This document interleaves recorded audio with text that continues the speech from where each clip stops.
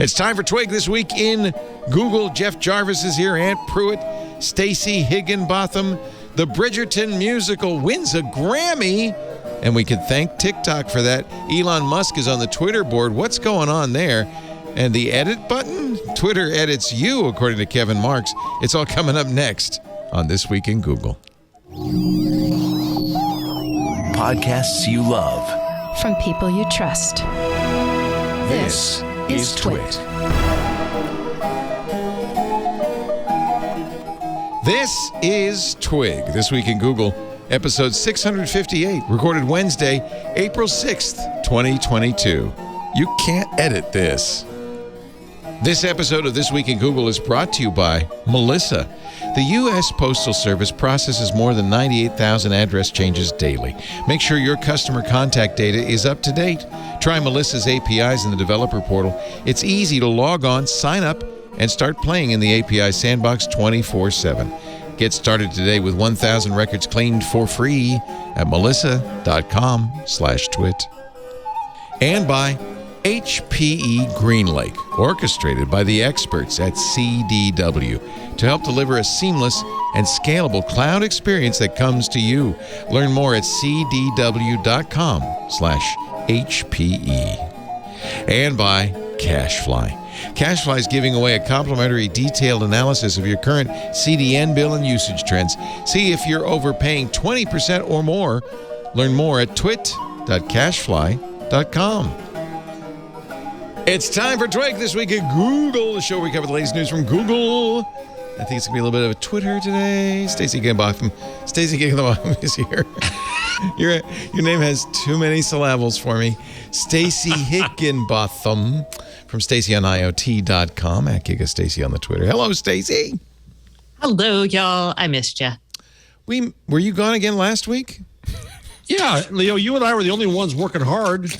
You know, the two of them just take off. I see y'all missed me too. Excellent. I guess I really missed you too. Anyway, welcome back.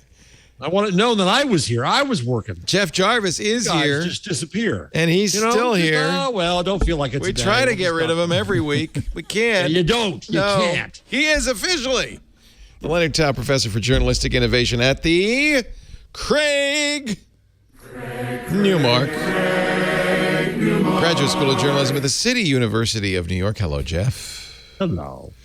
And Pruitt is also here. I know you had the week off. Yeah, was it your birthday? Last week. No, just sir. For fun. It was just for fun. I'll just put that in. Oh, that's right. You lied and said it was his birthday. And we all believed it. It was not my birthday. Anytime anybody takes vacation here at TWiT, I say it's their birthday. I guess. That way. Sure wasn't. Next week is my birthday. Yeah, see? So should I take next week off? Take next week off because actually I think you are anyway. I think that was the plan, wasn't it? Yeah, that sounds right. Because I think Kevin Marks is coming in next week. No, I'm out next week. Oh, you're out next I'm out week. next week. Okay, that's right. Kevin Marks is coming in next week. Attempt to see a track meet with the hardheads and Little Weirdo. Kevin is unhappy about the edit button, and he'll explain why next week. Well, I can do a little bit of that this week. He's also going to be on Tech News Weekly tomorrow to explain that. But before we get into that, I want to just congratulate you for listening to this show, because did you know, according to The Guardian, podcast listeners are likely to be more curious and less neurotic. This is research. What about folks. hosts? Hosts, yeah. No, we're the opposite. We're neurotic, so they don't have to be. This is from a study at the Queensland University of Technology, I guess in Australia. Survey of 306 people from more than 10 countries on their podcast listening habits. Of podcast listeners, those who scored more highly on the trait of agreeableness were more likely to form parasocial relationships with their favorite podcast hosts. I think that happens right now. Aww. Parasocial relationships associated with listening for longer and listening to podcasts by known hosts. The more you listen, the more you socially engage and feel like the favorite host is a friend. There you go. Also, I should point out, podcast listeners less likely to score highly for neuroticism, the tendency to experience negative emotions. And oddly enough, that's quite different from social media use. There's a positive association between neuroticism and social media. course, negative emotions. That's what social media is all about. Of podcast listeners, though, much less neuroticism, much more perceived intimacy, finding that people felt more empathetic and persuadable when hearing podcasts through headphones compared to through speakers. That's why our podcast listeners are dupes themselves, is what you're saying. No, they're not dupes. They're more curious. Stop it. And more open podcast listeners, people gullible, fantasists, people who listen to podcasts. This is the headline. Are more likely to be life and have to have one curious, more open to experience, and less neurotic on average. Thank you very much. Congratulations, because you're listening. Maybe you didn't know that to a podcast right now. So you used to be you're a good person. Yeah, that's why I changed the name so that you could be less, you could be more agreeable, less neurotic. I wonder if there's a conversion of the folks that are super active on social media, and then you get them into listeing to podcasts. And they do less social media? Will they do less social media? I hope so. Do they become less neurotic? I wonder if there's a study in place for that. Because some people you hear, I can't listen to podcasts. I don't get it. They rather watch Netflix. They can only handle 140 ideas at a time, 140 words at a time. I would rather watch Netflix than listen to a podcast, depending on what's on Netflix. Well, nowadays on Netflix, it's mostly shows about podcasts, oddly enough. Or hustle culture or something. I was about to say, no, I've got Bridgerton. Okay. That didn't come from a podcast. Yeah, Shadow. I had Dave Weiner in our class this week. Sorry. Oh, nice. Yeah, so Dave was speaking to our class this week. We had him go through the history of podcasts, and of course, it started with Adam Curry. Thank you, Adam Curry, MTV star. And Adam was talking a lot Star's about a big word radio. for that. Everybody didn't have MTV. He's a VJ. He looked like a star. He did, though. He had that long hair. So Dave said he almost missed it. He wasn't listening enough to Adam. Adam kept saying, I want radio on. And Dave was saying, you can't get sound. The internet's too slow. No, it's not going to work. And then he thought about it and thought, oh, no, I get it. You can download it, and then you can listen when you want. Oh. Yeah, Adam was encouraging Dave, who was one of the authors of RSS, to add one little feature to RSS, the ability to include a binary file in the RSS feed. So instead of normally what it is the text from your blog, right? Mm-hmm. But in addition, that one little thing that said, and there is this binary blob associated with the RSS feed. That blob is this show. Congratulations. Yeah. Thanks to Dave Weiner, we have that, and Adam Curry, who is often called the pod father for this. Adam wrote a very early podcasting client that read RSS feeds and downloaded the audio. Which was superseded because it was just a kind of a experimental lab effort. Dave also said it took time. Interestingly, he said what he wanted more than anything else was users, because people weren't doing it. They thought, Adam Curry, he's a VJ, he knows how to do this professionally, and a few things that there were out there were like that. And so Steve Gilmore was kind of podcasting in a sense before then. And then he said that Dave said he just went on and just kind of turned on a mic and just started talking and wanted people to realize anybody can do this. Right. Well, how does he feel now? Did you ask him about today's standards? Because everybody's doing podcasts now, as long as you have a phone. Yeah, the students did. He didn't. I think that he says that I don't want to quote Dave here. I'm sorry, Dave, if you're watching.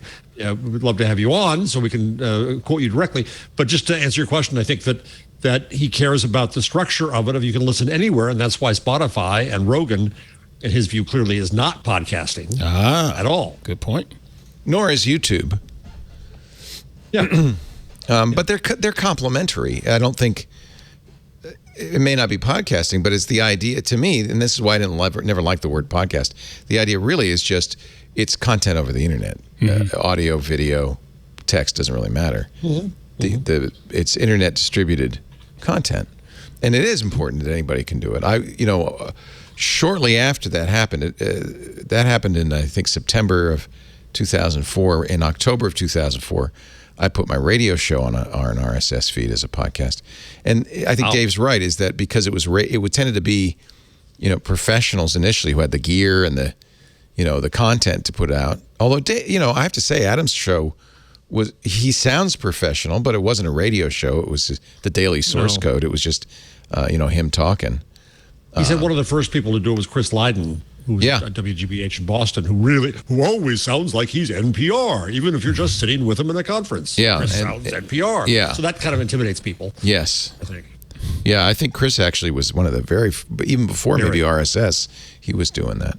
And there was IT conversations. There were, in the early days, but it didn't take long before, well, it did. It took a decade, truthfully, before people really caught on to it. Because it was hard.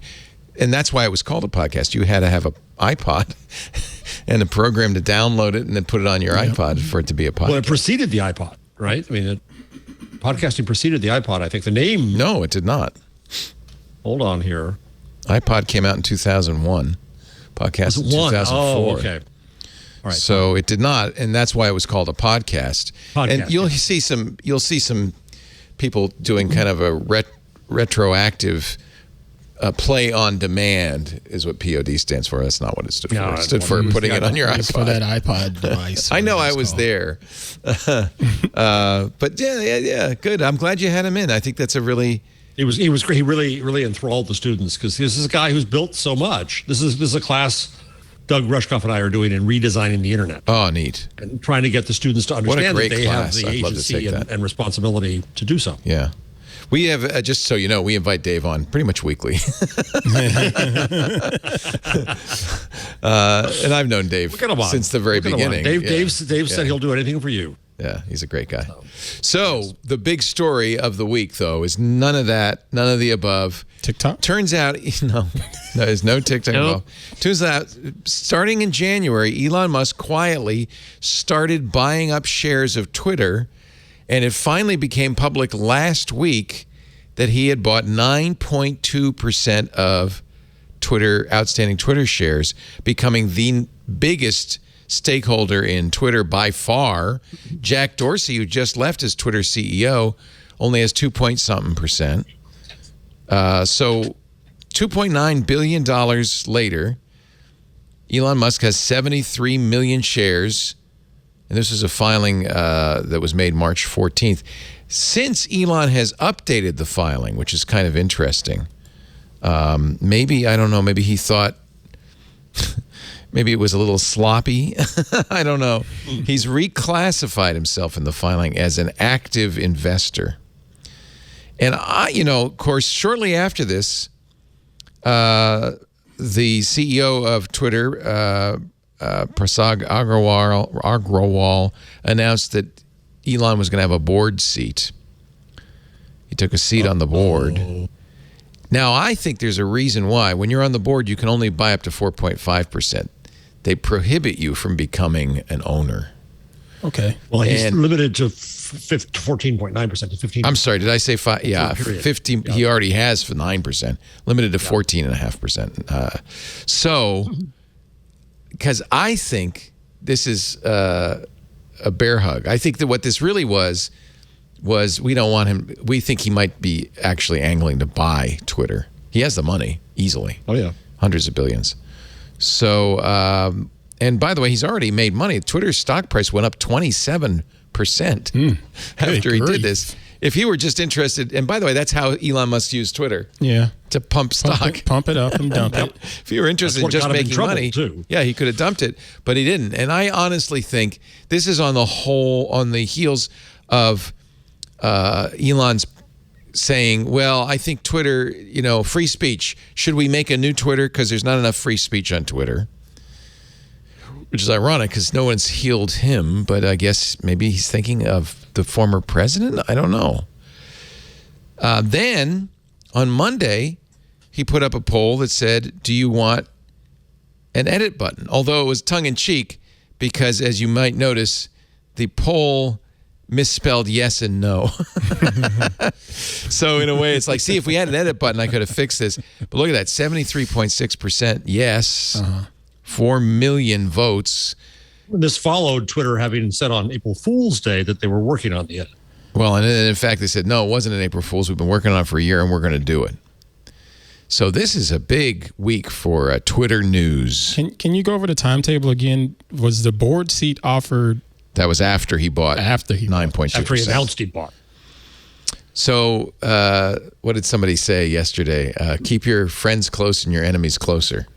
Giving him a board seat. This dude should not get any. This pisses me off so much. I'm like, this is just a person who behaves badly, who behaves unethically. People venerate him. It drives me absolutely up the wall. Just from a standpoint of what does he really have to offer? Do you want someone on your board who is going to possibly taint your brand and do things that are illegal? I like Twitter. I wish they didn't bow and kowtow to this sort of play acting and bad behavior disguised as, I'm just kidding. Like, How soon do you think we'll Stacey, see some they had to? SEC Do you think investigation? they were in a bind? I'm sorry, Ann. I didn't hear you. I think, I don't know. Aunt, what did you ask? I was saying, how soon do you see an investigation happening from like the SEC or someone? Because it just seems weirdly timed. I'm sure the SEC is going to do something. Elon is doing a great job showing how little teeth the SEC actually have. Oh, okay. Or maybe it's just their willingness to go against him. Well, I don't think there's any law he's broken at this point. You don't think so? No. But he did previously It's just on ethically. Twitter. You're allowed to buy shares in a company you like. Yes. Warren Buffett eats But what? at No, McDonald's what about, every though, morning, has an Egg McMuffin. He is also a major shareholder. It's not illegal. Right. I like Egg Right. McMuffins. I think I'll buy some stock. Yeah. Well, that's his MO. But from a ownership perspective, and when some of this was reported, I believe there are questions about that. Oh, really? That's the securities issue. Okay, Anil Dash agrees with you. He said when he saw the tweet from Parag Agrawal saying that Mr. Musk is on the board, he said, yeah, that's bad. Wish they would have taken any of the many other suggestions of active users who could have been added to the board over the years, including those who are developers or experienced creators of healthy communities. Anil, who's great, has a point, which is Twitter has had a very checkered history of the developers, mostly negative. And yet it's the developers and users who have pushed the platform along. If it weren't for Chris and his hashtag, right? Chris, what's his? I can't remember his last name now. Who invented the hash? Sorry, Messina, right? Chris Messina, who invented the hashtag. It was users who created the @reply. That was an ad hoc solution that Twitter eventually incorporated. Twitter would be a very different platform. So I think Anil is absolutely right. But money talks. And I think Stacey's really right here too. I think Twitter was kind of stuck in a bind, and it's a bear hug, and that's all true.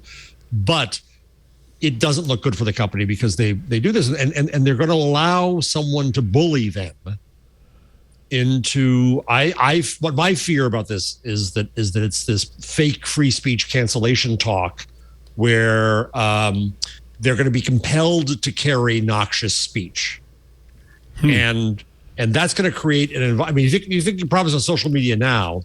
Imagine if they were forced by a billionaire or by right-wing government, either one, both of which are talking about this, of saying you must carry hate speech. You must carry. According to Mike Isaac at the New York Times, Twitter was already discussing having Musk be a more active participant. According to two people with knowledge of the conversation. Do you believe that? But why? Do you believe that? Well, because he has 80 million followers and tweets several dozen times a day. That's not the real Twitter. You know, the He real Twitter actively uses their platform to break the law. And he also seems to embody what is most noxious about the platform in the terms, in the way he uses it. Casey and the Newton way people engage with him. calls Elon Musk a mischievous trickster god. A Loki? I mean, in a way he is. He's puckish. Puckish. Yeah, in fact, Casey says, I likened it to Loki buying an ant farm. That's exactly what it is. Yeah. So it's, so this is interesting because Casey Newton on his Platformer newsletter talks about the timeline, which actually, if you need this timeline to take it all into context. So you remember that Elliott Management, which was an activist investor group, took a 4% stake in Twitter 2 years ago. And at that time, they were very unhappy with how Twitter was doing, and they wanted Jack Dorsey out because the stock price was stagnant, user growth was stagnant. Elliott, the activist investors, left the board a year later, according to Newton, apparently satisfied with Twitter's progress, but as a condition of leaving, set aggressive goals for the company, grow the user base by 100 million people, accelerate revenue growth, gain market share as a digital advertiser, none of which Jack Dorsey was able to do. Casey thinks, and I think it's widely agreed, that that's why Dorsey left, is that he could not make the changes Elliott wanted. And, of course, he put Twitter's CTO in charge, Parag Agrawal. And Agrawal has done nothing to, by the way, hit those marks either. In fact, it lost money. But he's only been, how long's he been there? Well, more than a quarter, a couple of quarters. He's lost money in the last quarter, and added 6 million new users during his tenure, not 100. So that's Casey saying Twitter remains vulnerable to activist investors who might work to force out Agrawal.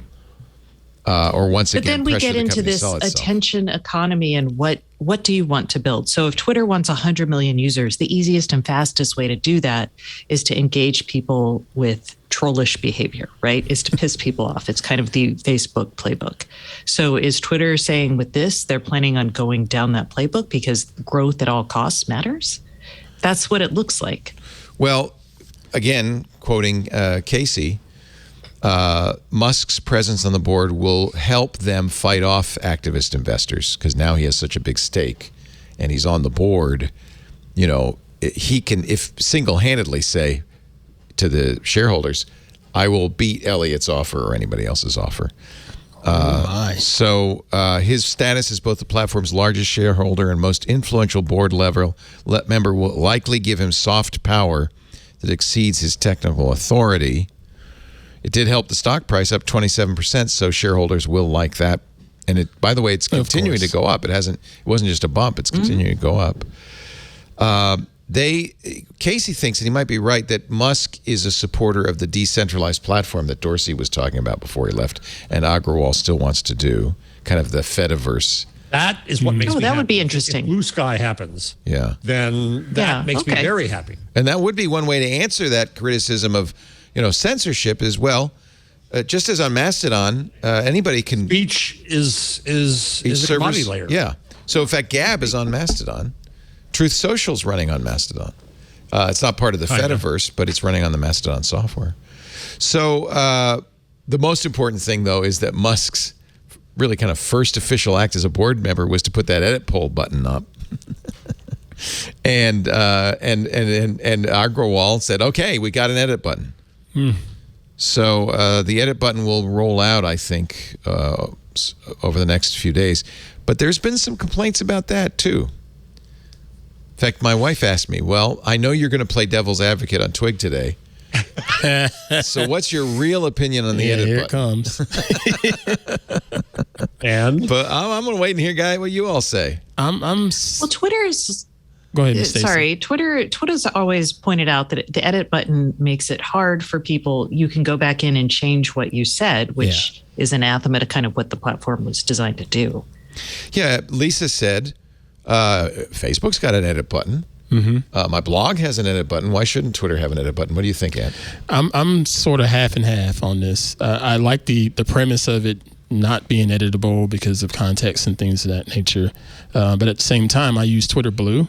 And I enjoy that aspect of, oh, crap, I have a typo in there. Let me fix that real quick and then hit send. Right. Well, that's not really an edit Lisa has button. that too, and I do too. Yeah, it's just a wait. Look at it again. You got 30 seconds. Right. Yeah. But that's good. I think, to me, that's a good solution. I dig that.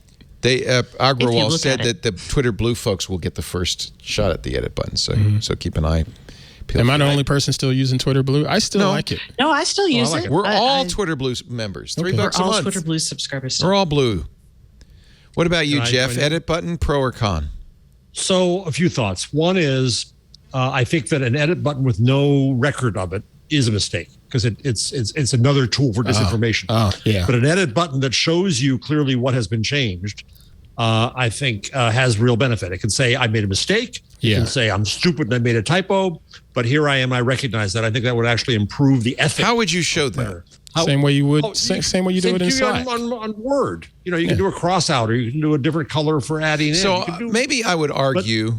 Maybe I would argue that that's kind of what Twitter has right now. You just do another tweet saying, sorry, typo, and you do another tweet. Yeah, but it has to be. It has to be in your real tweet. You have to change your real tweet in context. So let me keep going. Now I wonder if you could do an alt text. Yeah, you could cross out. Would that work, Jeff? Yeah, I think it would. I think there's a few options here. So another thing that a product guy at Twitter came on today to give me suggestions. So I wrote like 4 tweets suggesting things. I think another way to look at this is as an update, not an edit. That I could attach something to a tweet and say, oops, I made a mistake, or here's a fix, or whatever. The problem I think that they're facing here is the architecture of it, that RSS, the tweets go out and they're out of the control of Twitter. They're on somebody else's reader. Now, Twitter got rid of a lot of that, but it still has that, I think, that essential RSS architecture, not calling RSS, not exactly, where it's out there. And especially if you go to Blue Sky, API. Things are in a federated world where they're stored in 100 places. You know, are you going to have to update it in 100 places? That becomes a technical challenge, I think, which is really interesting to consider. There's the transparency and truthfulness challenge of not being used for misinformation and trying to fool us into thinking somebody said this but they didn't say. I think that's critical. But the second then is the technical challenge of how would you implement this? And I don't think it's as easy as people think. I like the edit tag showing up on there, just as if I were looking at Slack and you know, someone typed something to me that they had a typo in, they go in and fix their typo, and then it shows edit right there. And I get it. The thing Twitter would tell you is that it's not designed to do that. It's exactly as you said, Jeff. Once a tweet goes out, Twitter, in effect, loses control of it. So any edit is going to be imperfect because we can't fix what's already happened. So even an update would have to go back, get that tweet, and amend it. And that's just not the architecture at all. I think there's also the sociological issue, which is, what is Twitter? It's not Facebook. It's not a blog. It's real time. And so when you say something, you say it. And it's out there and it's done. And it's not editable because it's in effect live. Okay, so you said it's not a blog, yet there are many people that try to use it as maybe they're misusing microblog with that whole threading feature. Yeah. I think the real issue comes down to how you think of Twitter. And I think because, for instance, politicians use it, which makes it a matter of record, you can't have, that's really a big problem with this editing the past. The official account. It's an official account, whether you like it or not. Companies too, actually, yeah. It's become an official account. So I am dead set against it. I think it's a huge mistake. It's not what Twitter is all about. And if you want that, put it on Facebook, put it on LinkedIn, put it somewhere where you can edit. But Twitter is it's about being live in real time. Now, Kevin Marks, and we're going to have him on next week, and he'll also be on TNW tomorrow. So I'll let him speak for himself. But on his kevinmarks.com blog, he raises another very interesting issue. Over time, Twitter has changed the way you embed a tweet on your blog. In the past, people would copy and paste, or they would take a picture, a screenshot of it, and put it on their blog. Twitter doesn't want you to do that. In fact, probably says somewhere deep in their terms of service you're not supposed to do that. What they want you to do is embed, in effect, a JavaScript linked back to Twitter, so that and in a way, it's a good thing to do because it authenticates it. It says, no, here's the tweet. You can see it's the same. I haven't modified it. But Kevin says, with all the fuss about Twitter's promised edit button and how they might design it, we're missing a disturbing development. Twitter is using its embedded JavaScript to edit other people's sites.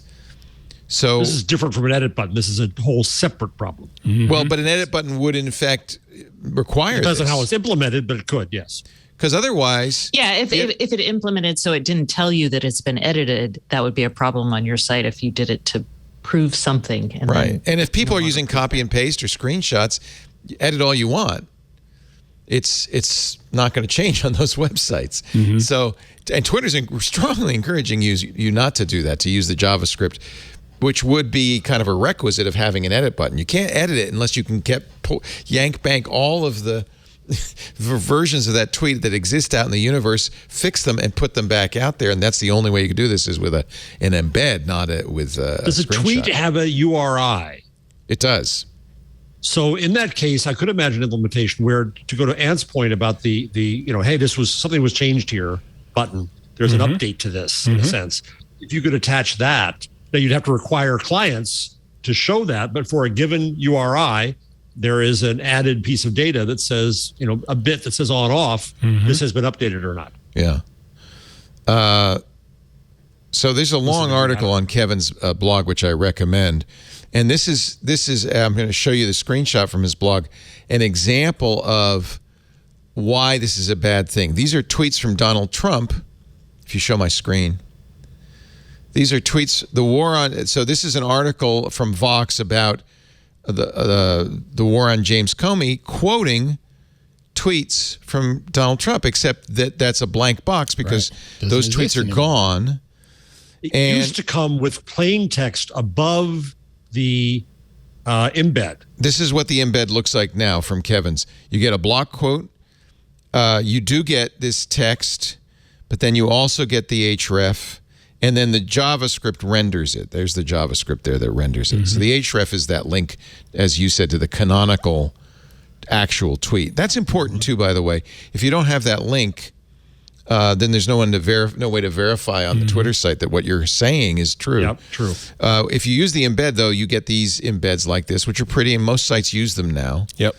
But it has the negatives, you can see, of disappearing once that tweet has disappeared. And by the way, it doesn't just have to be Twitter, banning somebody. It could be just Donald Trump taking those down, which he did, in fact. Yeah.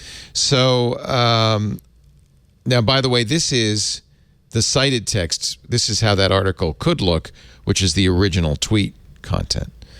So I think if you're going to consider Twitter an important part of the public record, that's another reason not to allow editing. Because is this your real opinion or your this is what I told opinion? Lisa. I said, okay, all right. I was maybe a little salty. Can we confirm that, please? I was a little saltier. I don't want Leo editing his opinions for I said, us, edit tweets is a terrible idea. I understand why users want it, because there's a typo or I said something. Typos. I feel like an idiot. Yeah, you look like an idiot. That's why I would want this, because of the typos. But I get it. I'm thinking about people that are harassed and they need that record that shows, hey, I was harassed by this person on Twitter, and if they go to delete it, that's interesting, because who would like that best? The harasser, right? Well, would you say Elon Musk might be somebody who would benefit from editable tweets? All right. And what if the SEC is investigating those tweets and there's no record of those tweets, right? Yeah. The effect has already been, felt. Yeah. He says, I'm all in on Dogecoin. Dogecoin goes up. He sells his Dogecoin. Yeah. And then they go to edits the tweet or deletes the tweet. Yeah, it's gone. It should not. I think Twitter should be a permanent record. It's a live, just like our live stream is a permanent record. It's live. Now we edit. Actually, we had I'll give you a little inside baseball, because we had an issue last week where one of our hosts said, "Can you cut that part of the show out? Because I said something I wish I hadn't said." And without asking me, our editors, because they respect him, took it out, and I hit the ceiling. And I sent them a number of links. Jeff, back me up on this, and you too, Stacey. You're both, trained stupid journalists. Things we've said? No, you're trained journalists. Journalists. I said once it's part of the public record, you can't just amend it. Right. At the very least, you have to put. You can amend it. You just can't erase it. Right.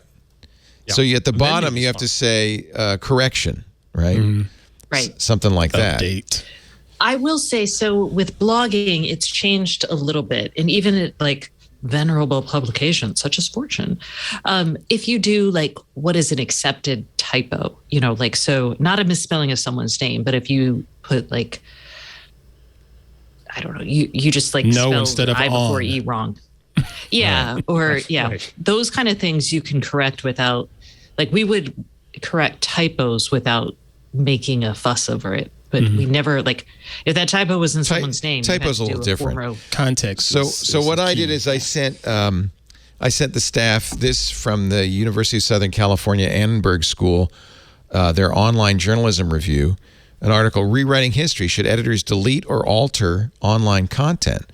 And I think it's a kind of a very good example of what happens and why it shouldn't happen and how it should be handled appropriately. And it's a very good long piece. So do you think the right to be forgotten is wrong?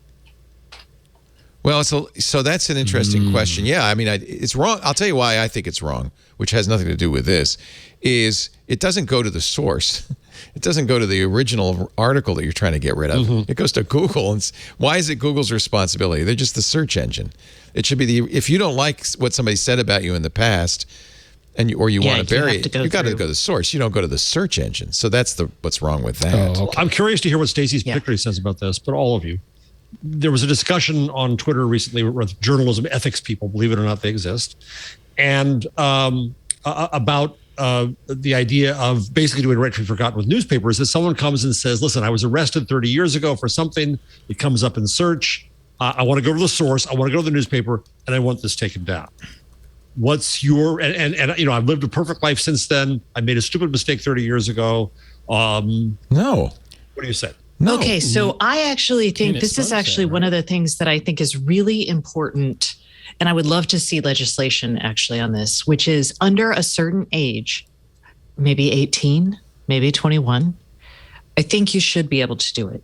Yeah. And I say that because I feel like kids. That's enshrined in Hold up. I know, but it's not on social media. It's not the case. So if I was in the law, of course. Right. So I think that's okay. But 30 years ago, if you ran over someone's cat and someone wrote a story about it and you now want to work for the SPCA and your name comes up as a cat killer, I'm sorry, buddy. That was very elaborate there, Stacey. That was quite a yarn you just told. I didn't want to specific. Yeah, it is. I was just trying to think of a crime that wasn't. I mean, it was bad, but it's why not you have like, a dog, not a cat, Stacey. You were bitten the rest of your life. You can confess to it. No, there's no history of cat murdering. I don't want to. No, I agree that children are. Sorry. This is minors is something completely separate. You're making a good point. But minors is something completely separate. Yes, of course. But what if you... and by the way, the law does have also provisions for expunging your record even as an adult. But not the newspaper. That's the law. But not a newspaper. The law can't tell the newspaper to do it. But it's interesting that we do... And there is a category right now about mugshots. So if you get arrested and have a mugshot, those can be published online and follow you forever, even if you're not convicted of a crime. So then the burden becomes on you to explain what happened. And there are people who are like, is that really fair? I honestly think the public record is the public record. But I agree. I think there are also extenuating circumstances and there's history. Maybe there should be a statute of limitations on social media posts. Honestly, every social media network lets you delete stuff. And some people go through and delete all of their tweets. Just as a matter of hygiene, I do that. I deleted everything, except for the last 2 years or something. Just as a matter of hygiene. Not because the problem is that looks like a guilty action. So in journalism, your lawyers will tell you, like for notes, for example, whatever note-taking strategy you have, actually, they're like, if you have to have a strategy and stick with it so you don't appear guilty. That's right. So my strategy is to keep my notes for 2 years and then dump all of them. Right. Okay. But you have to be consistent. That way. Yeah. Yes. NBC and so told us if you're consistent with your tweet deletions, then you're fine. But if you suddenly wake up one day and here's what I also sent our staff from the Globe and Mail, which is the big Toronto newspaper. The Globe and Mail generally does not unpublish content or remove details, such as names from our websites and archives, other than for legal reasons. But it does correct and update articles as necessary if there's a significant factual error. And there is, though, and interestingly, there's an appeal process. And you have to make it in writing to the public editor, and then a committee of editors and lawyers will review the request, and there'll be a response. I think it's probably a good idea to have some sort of appeal process, procedure. Because there are cases where you shouldn't, there's stuff you did when you're 20, maybe you're a legal adult, but you're 65 now, and that cat would deserve to be killed, and What? No, I'm just being oddly specific once Well, again. here, I'll really give you an mean example of something. We actually, on my blog, we unpublished a story for the holiday weekend not too long ago. That was President's Day weekend, I believe. And we had published something. It went up on the site, and then I got a frantic email from the CFO of the company. It was like, Stacey, you published this. It's so wrong. You could burn someone's house down. So it became a safety issue. And I was like, okay, well, I can't just, I can't delete the story because we don't unpublish it, right? I was like, so I need to fix it, but I need to know how to fix it. And he's like, I'm getting on a plane. I can't. And so what happened was I actually unpublished the story for like a day while he got back to me and I hated doing it, but I was also like, you don't want to. I don't want to burn anyone's house down. Yeah, you don't want to cause house fires either. And it's fully in your power to do so. Yeah. Right. But it was, I mean, it's an off use case. And, we basically rewrote the entire story and then had to append an update that was like, hey, we screwed this up, blah, blah, blah. And it's horrifying when those things happen because you're like, oh, I screwed up. But at the same time, Gotta own it. The point is, by the way, Patrick Delahanty, who was our engineer here and our coder and knows these things, says you can delete it, but all you're deleting this is in the Discord. All you're deleting is the public record. Twitter can still see deleted tweets. So if law enforcement wants to see them, they're still available. Yeah. I do think the fact that Twitter allows deletion that's a form of editing. I mean, that's just deleting it. So yeah, but they also tell you that, like, you'll see that the response to this has been deleted. So they tell you that something has been deleted. You can't. Not a full tweet. So if I just do a tweet, and no one responds to it, sure. Yeah, but. Oh, yeah, if there's a response, you're right. Yeah, to say this has been deleted by a user. That's probably why Twitter keeps a copy of it, come to think of it. Yeah, you're right. That's right. But if there are no responses and I delete something, if a tree falls in the forest and there's no one there to hear it, it's gone, effectively, except for Twitter. Yeah, except for the And I just want everybody to know that it had. I have never murdered any cats, ever. Dogs. Me too. I have never murdered any cats. I did once run over a turtle while driving to Austin. Thank you for bearing your soul on our show for that. That's good.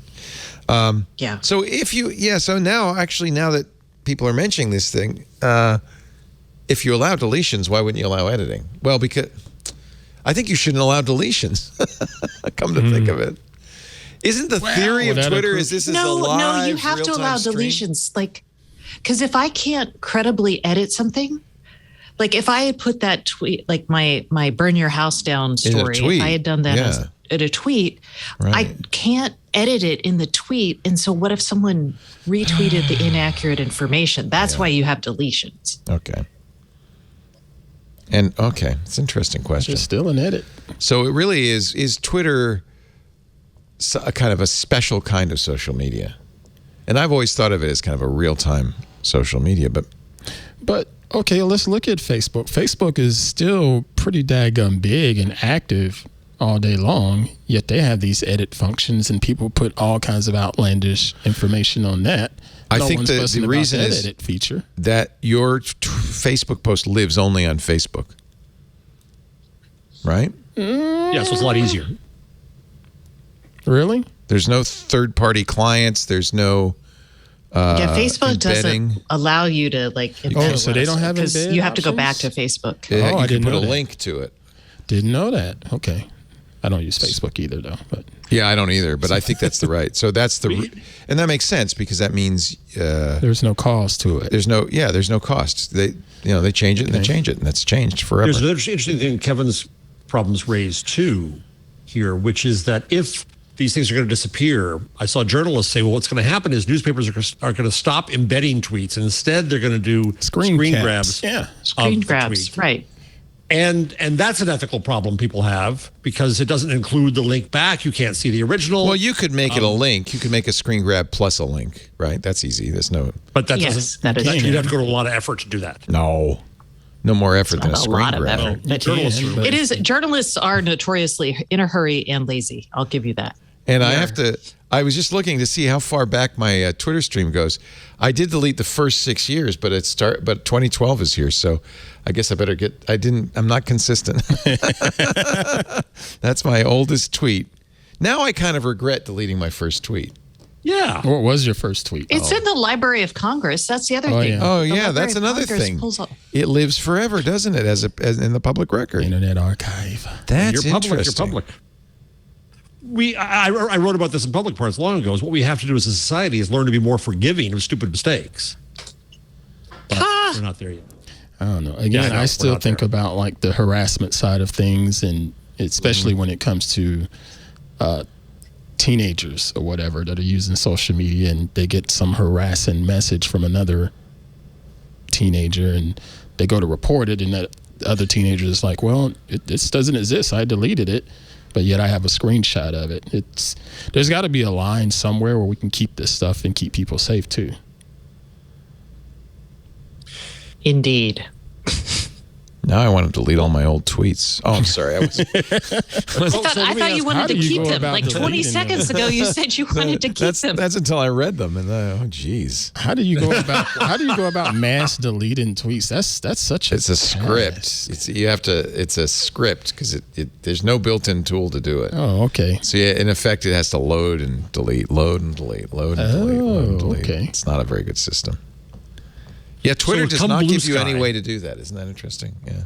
I know it's hard to like delete direct messages. I have direct messages that I try to just clean up. There's nothing filthy in it, but it's a pain in the butt just to delete those. So can I ask a question? No. So come blue. No. Yet you started anyway. You're canceled, Jeff. You are just You are so canceled. Sorry, Mr. Jarvis. I'm not sorry. Go ahead, sir. Killer. I think you have. That's a chilling effect. I think. It is. I'm chilled. Censorship. Come on, Jeff. Go ahead. Ask the question. So, architecturally, if you think about Blue Sky or you think about Discord or Mastodon, and you want to kill something, you're going to get in trouble for it. You were wrong. Whatever. Is it harder? Is it impossible? Do you have to kill in 100 places? What does the architecture of these federated, distributed things look like? Just the things that we already have. If it's truly federated, you can't get rid of it. I don't know if Twitter still has that architecture, though. So, like, when you were talking about that, I was like, oh, man, do they still have that? I really thought they re-architected. Well, so, isn't TweetDeck a client, separate client?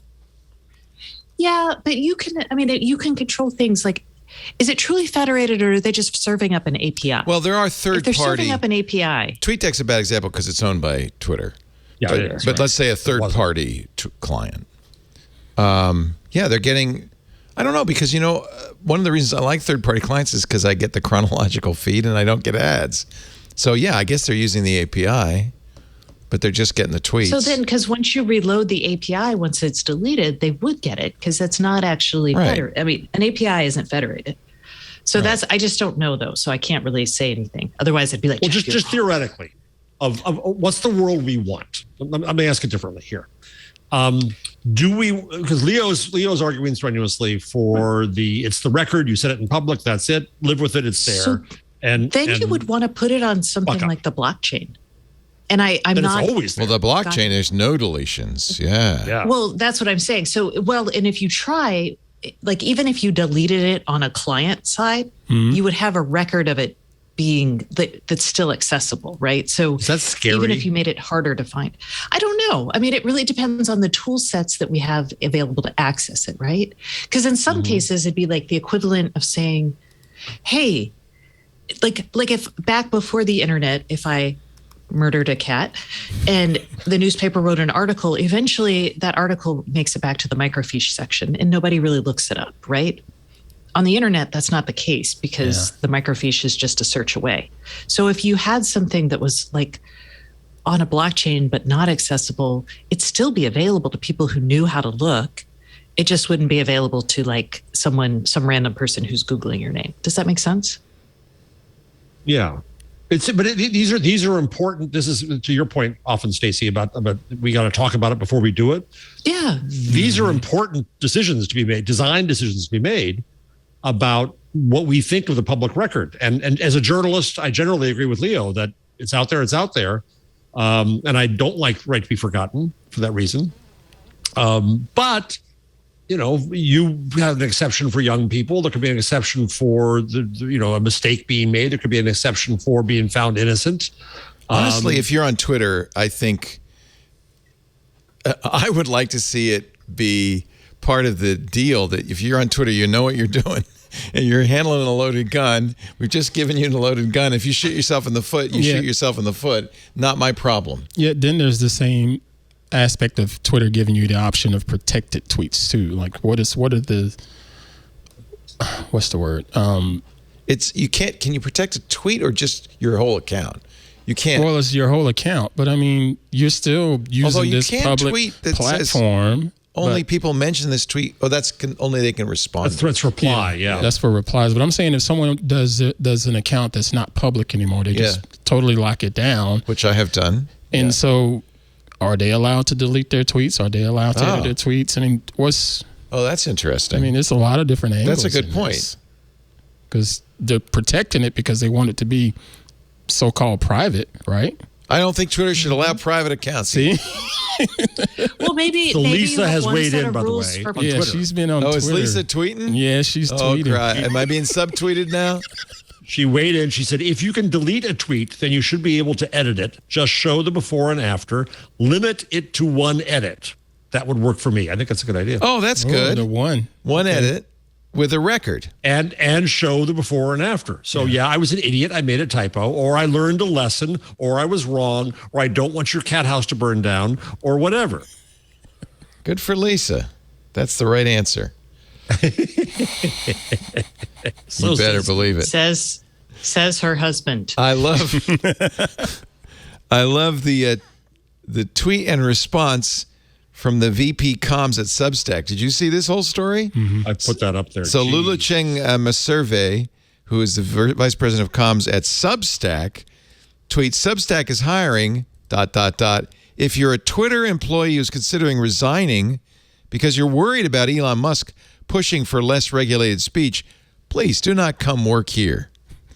To which, on Substack, Alex Perini, I don't know if you've seen this, responds, as VP of comms for the newsletter company, it's really important that I make sure everyone associates our brand with being a huge, unaccountable dipstick. So this is obviously a parody post on Substack, well written by Alex. He says, and this he's saying is in her voice, and not to brag, but I think I'm pretty good at my job, which is why so many people understand our company is about conflating the concept of free and open debate with being a braying jackass all the time. One way we get this message across is by having a bunch of braying jackasses on our platform. But as a comms professional, I assure you, this is not enough. There were a bunch of braying jackasses on Blogspot, but no one ever thought of that as a platform specializing in braying jackasses. And making my job even harder, our platform is not exclusively home to braying jackasses. Lots of thoughtful, intelligent, conscientious people use our platform and even rely on us for their livelihoods. My job is to make sure no one in the broader internet-using public associates the work of those people with our corporate brand. Every day I log in with one mission: to ensure that people understand that we here at the newsletter company do not just provide a platform for dipsticks and trolls, but that dipsticks and trolls are an essential part of our corporate culture. Anyway, it's a very funny parody of this. I don't know. And Neil Dash killed his Substack account because of that. Because of the tweet, the Lulu Cheng original tweet. Yeah. So why did he kill his account? What is it? So why is this? He wouldn't say, because he didn't even he referred to it only as a sub. He subtweeted it. So they didn't give the full rationale. Yeah, but I think there's always been a lot of criticism of Substack because of the kinds of people they intentionally pay to be on Substack. They like Twitter apparently seem to want this. Hank Green responded to my tweet. I said Substack reveals its essence layer by layer. Hank Green responded, disagreement is not tolerated at our pro-free speech workplace. Yeah, I honestly, if Elon Musk really does start to direct what happens to Twitter, I think the real risk is that it will be the end of Twitter. Yeah, I think so too. He could ruin it. And maybe that's his desire. Maybe it's Peter Thiel time. Maybe that's the other thing about this. This is very rich people. This is part of what Stacey said earlier too. It's rich people, rich boys who can throw around their weight. And I just finished an amazing book called The Newspaper Axis about the 6 press barons, Hearst, McCormick, Rothermere, Patterson, and one other I forget, who supported Hitler, who supported fascism. I was going to ask, was that a swastika I just saw on there? Yep. This is about World War II and supporting, in some cases, supporting Hitler, in some cases, supporting fascism, and in most cases, opposing entry into World War II. Terrible anti-Semitism out of the New York Daily News, for example. So those were, rich people who could own the barrels of ink and could do what they wanted to. So the issue here, I was called by the Financial Times about this story today. And the issue to me, too, is not so much about censorship. It's about compelled speech. What we're going to find is if Elon forces Twitter to carry things that Twitter in its own ethical standards would otherwise not, under the guise of free speech, then it's compelled speech and it's not free speech, and it's going to ruin the environment for all of us. That's what I worry about. What did Dorsey have to say? And so we go also to this? Jack Dorsey. I'm sorry. Yeah, that's what I was going to ask. What did Dorsey have to say about all of this? Because he was tweeting here recently about the platform and how he seems to have a part in all of this mess. I wonder if he knew what was going on here, because what he regretted in that, it's a good question, Ed, is he regretted helping to create a centralized rather than decentralized internet. I thought that was such an interesting this is tweet. The weakness of it. We talked about that on the Sunday. Do you think he kind of knew ahead of time what was going on? He must have. Had to. I think this is the problem with decentralized is you can take over centralized. You can't take over decentralized. Yeah. You can fill it with crap, but you can't take it over. To our prior So do you think one of the things Musk might do, for instance, is reinstate Donald Trump's account? That's what I fear. Be good. You know what? It'd be good for business. That's why the stock went up. Yep. Be good for business. That's probably what the market was thinking. Right. Well, who's next on the board? Like, Rihanna. She's got 80 million followers. She's going to be on the Twitter board next. Yeah, really. I would enjoy that, actually. She'd do a better job, honestly.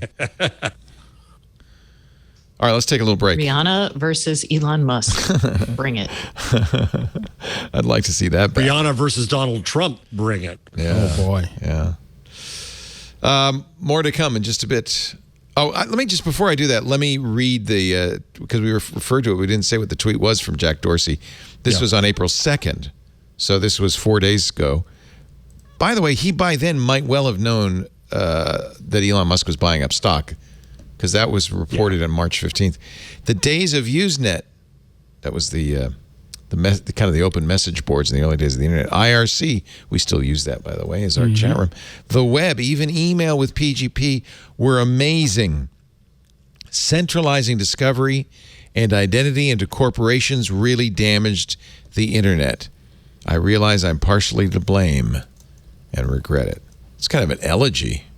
It really is. It really is. Wow. More power to him.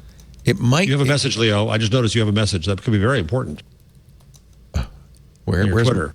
I always read those messages. Is it my wife? Very important. Is my wife calling me? Oh my God! Wait a minute. Hold on a second. How do you see? What do you mean a message? How do you see that? I don't understand. How does little Twitter work? mailbox? It says message. It had one. He talking about your DMs. If someone's sending you a direct message, that's very important, Leo. It could be you winning the lottery. Yeah, no. Lisa wanting to know what we're gonna have for dinner tonight. All right. No, she does not message me on Twitter, by the way. We're not animals. No. She just comes and yells at you from about 20 feet away. Just right over there. Hey! She's home, working from home right now. So my joke interrupted. Do you think that Jack's right, that the centralized internet I think there's a lot. We talked about this on Sunday. We had a good panel on TWiT for this. There's a lot of nostalgia about the good old days. I look look back. I look back at the early days of Twitter with great nostalgia. But then I realized it's kind of elitist. It's because it was just me and my friends. And you were number one on Twitter. Again. It was a small group. It was just, that's why it was fun. It was just us. No, we haven't gone to the ad yet, Miss Stacey. I know. I'm like, what is happening? I'm sorry. This is an ad for Truth Social, Stacey. We're talking about how we can y'all really are just talk. terrible. I'm like, okay, go. Did you get a waffle or not? I did put it in the toaster oven. Nothing important. Nothing important happened. Do you remember though, Jeff? I don't remember if it was 96. They called it the summer of AOL, where we had the internet to ourselves, and then America Online announced that they were going to give everybody on AOL access to the internet, and all of us were going, oh crap! No, we don't want that. God. Real people are coming. Wow. So I'm nostalgic. Snobbery. We were all snobs. Wow. So there's a certain amount of snobbery when you say. And again, I'll recommend this from last week, Bamboozled with the Revolution, which is kind of the story of that. Is big media coming in and invading the internet and ruining it. Yeah. But let's face it, any social group is best when it's small and it's friends and people you like, and it's always going to be better. I remember they said that about Instagram coming to Android.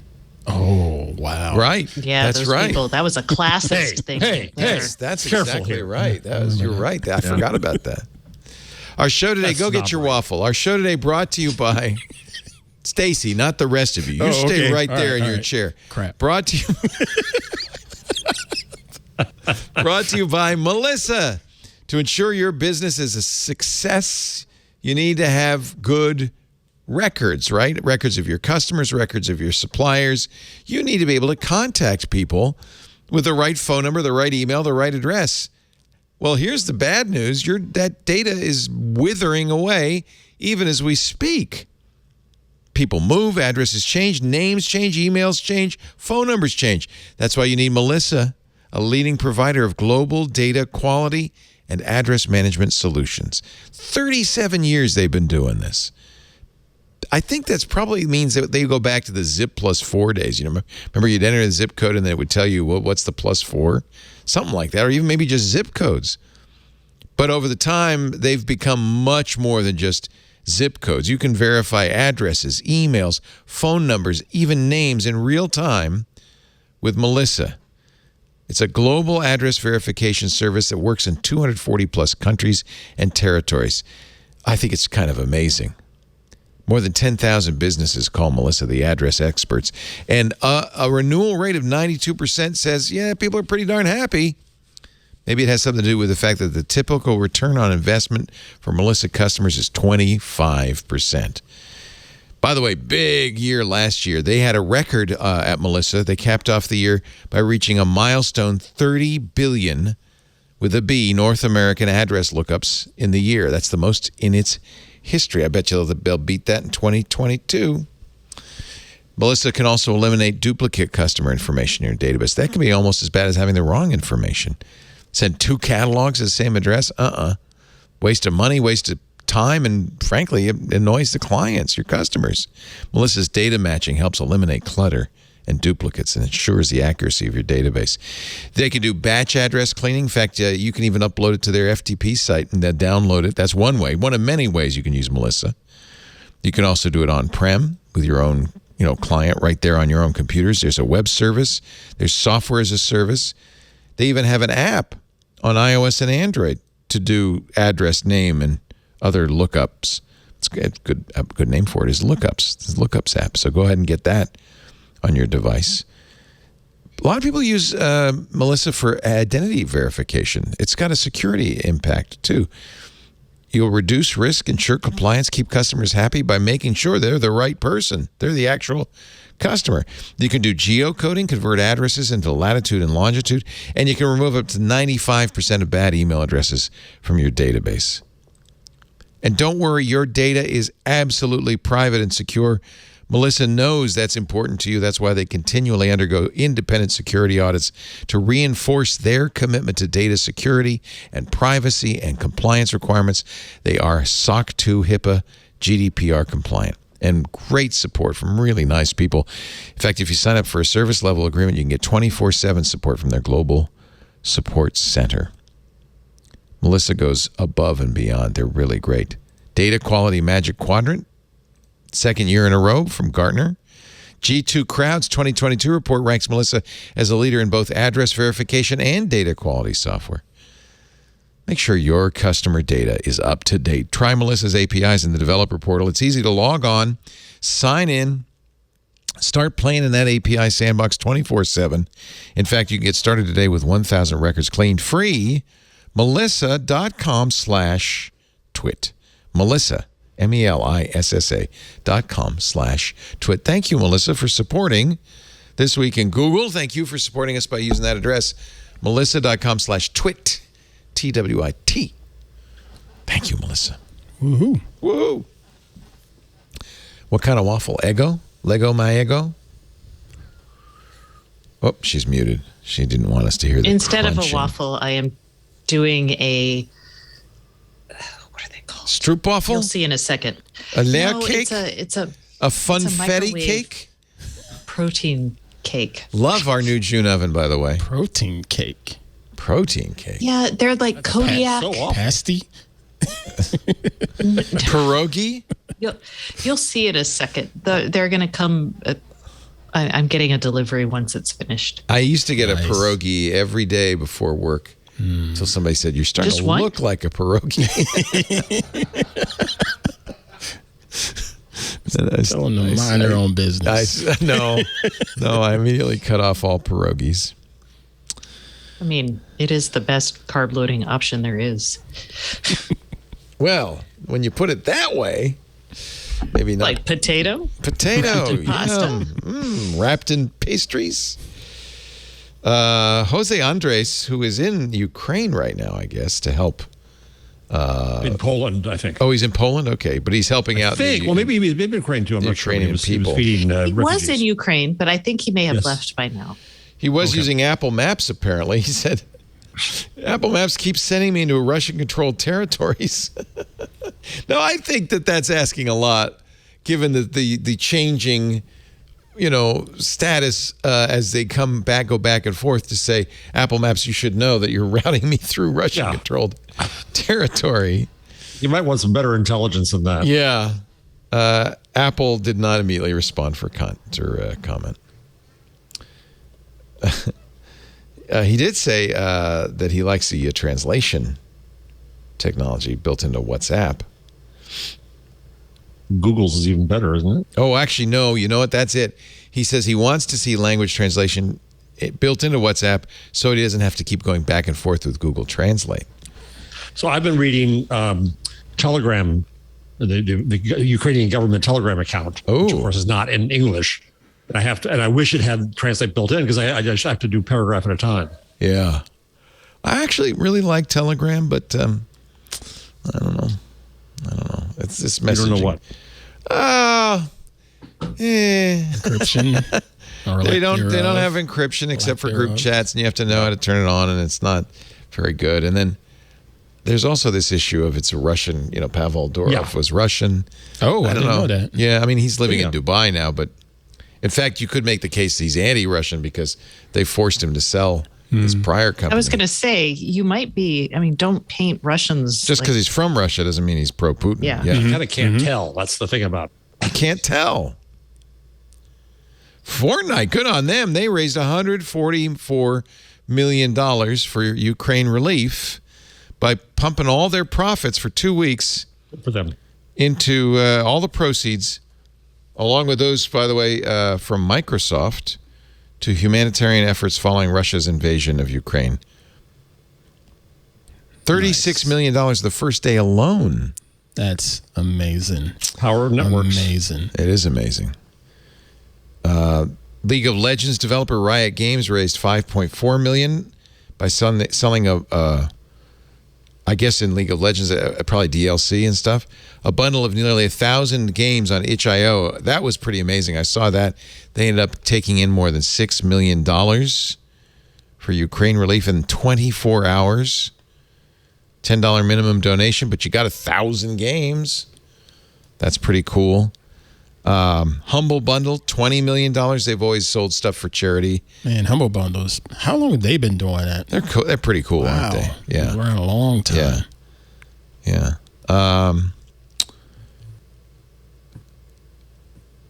So everybody's pitching in.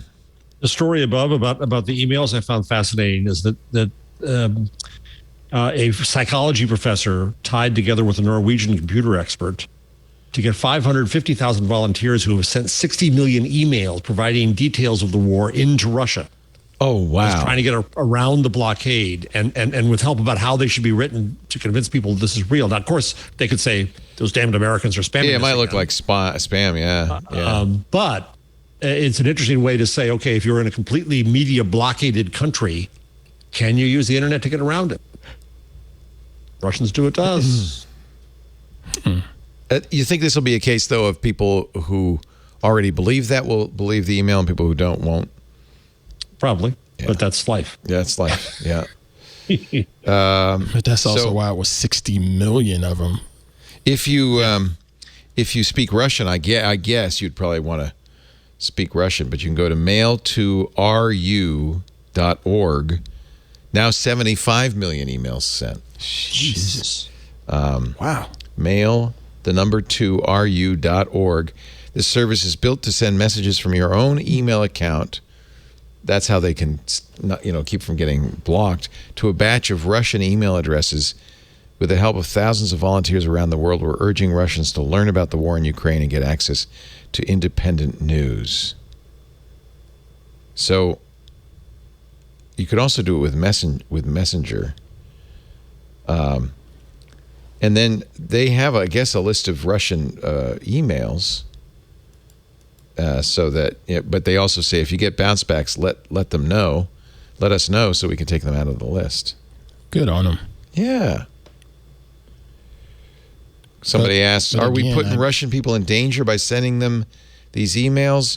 Nah, we're just sending unsolicited emails. They may take some risk responding if their outgoing mail is read by the Russian government, but they can't be blamed for our emails simply appearing in front of our eyes. Right. Their eyes. That's a good point. Yeah, I don't know if how the... Would they be blamed for opening them? I wondered. Yeah. I wondered just how many people actually seeing them, because I think you and I are the only people that even use email nowadays, right? I barely. Oh, wait a minute. Just me. Just you. I think it's just you, big boy. This is a little triggering, so close your eyes.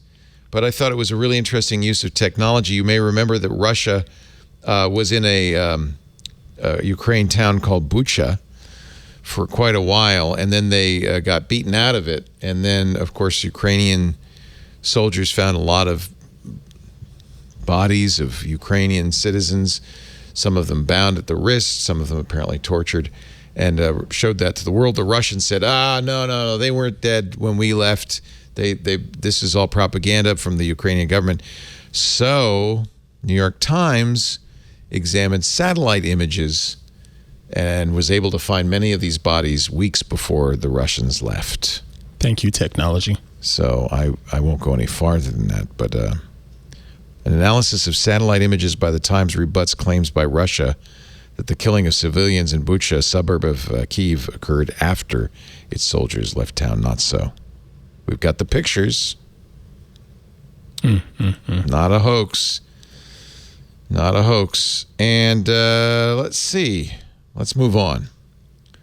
Because I know you can't wait to see the unofficial Bridgerton TikTok musical that won a Grammy. A Grammy. This is amazing. No, this is crazy to me. A Grammy? What? Beating out Andrew Lloyd Webber? I mean, it feels really good. That's Les fine. Miserables? Yeah, exactly, Stacey. The Girl from the North Country? Is it really good, or is it just Well, let's hear it. It won a Grammy. just hip? Or we I probably put it can't here. play I knew you'd ask that, Ant. So I put in some music so you can hear it. Here's just a little. This is a version. This is I Burn For You. You ready? Music video from Bridgerton. By the way, Stacey, you watch this show. Maybe you explain what's going on. This is what you call a honeymoon. Pacing around our separate rooms, running from our elaborate ruse. We do. Wait a minute. This is too good for TikTok.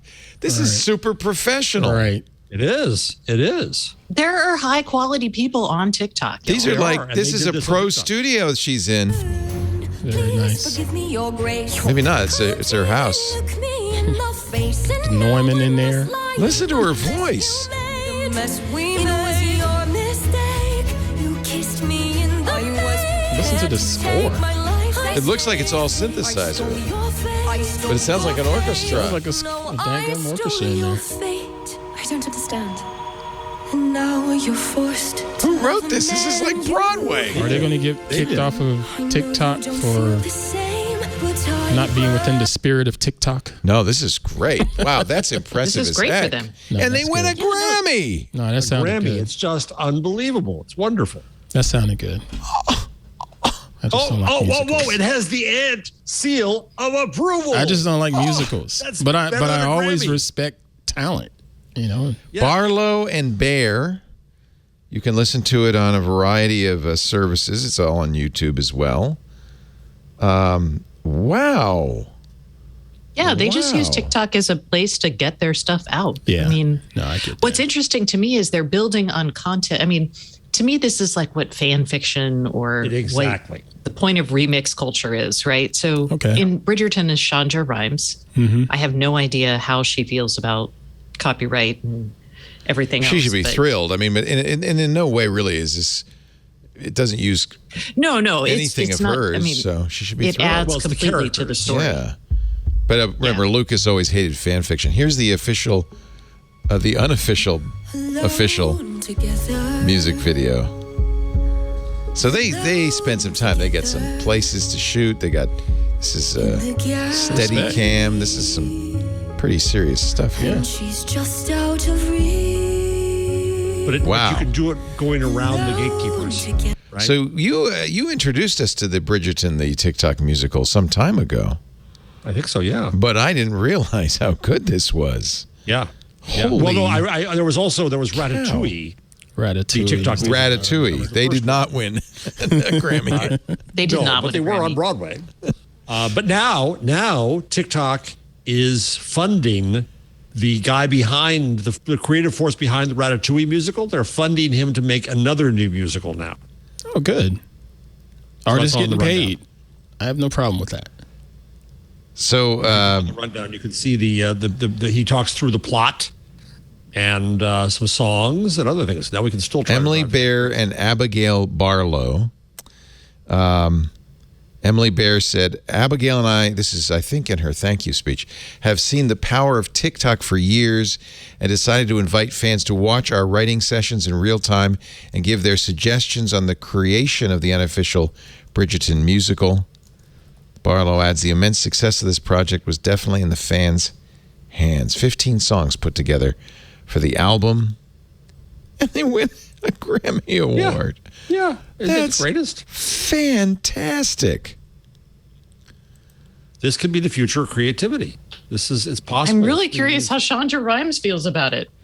Well, the only, I mean, they used the word Bridgerton is the only, and I guess some of the ideas and characters. So the name of the woman who wrote the books, the Bridgerton books, is maybe they're she based should on a be series upset. of books. Yeah, I'm like, maybe it's, Yeah. Well, is Bridgerton a modern series? No. I mean, the TV Well, show it's- is, but yeah, it's are a- the books? the books are. I think it's Julia Quinn. Julia maybe? Quinn. Yeah, you're right. Yeah. Julia Quinn's novels. But when did the Julia Sure. Quinn novels come out? Oh, like in the 90s, recently. I think? Yeah, she was born in Yeah. 1970. So, huh. Yeah, so these are not. The Duke and I came out, which is what the first one was based on. It looks like that came out in 2000. Know nothing about it. So I didn't know find it any was based comment on from books.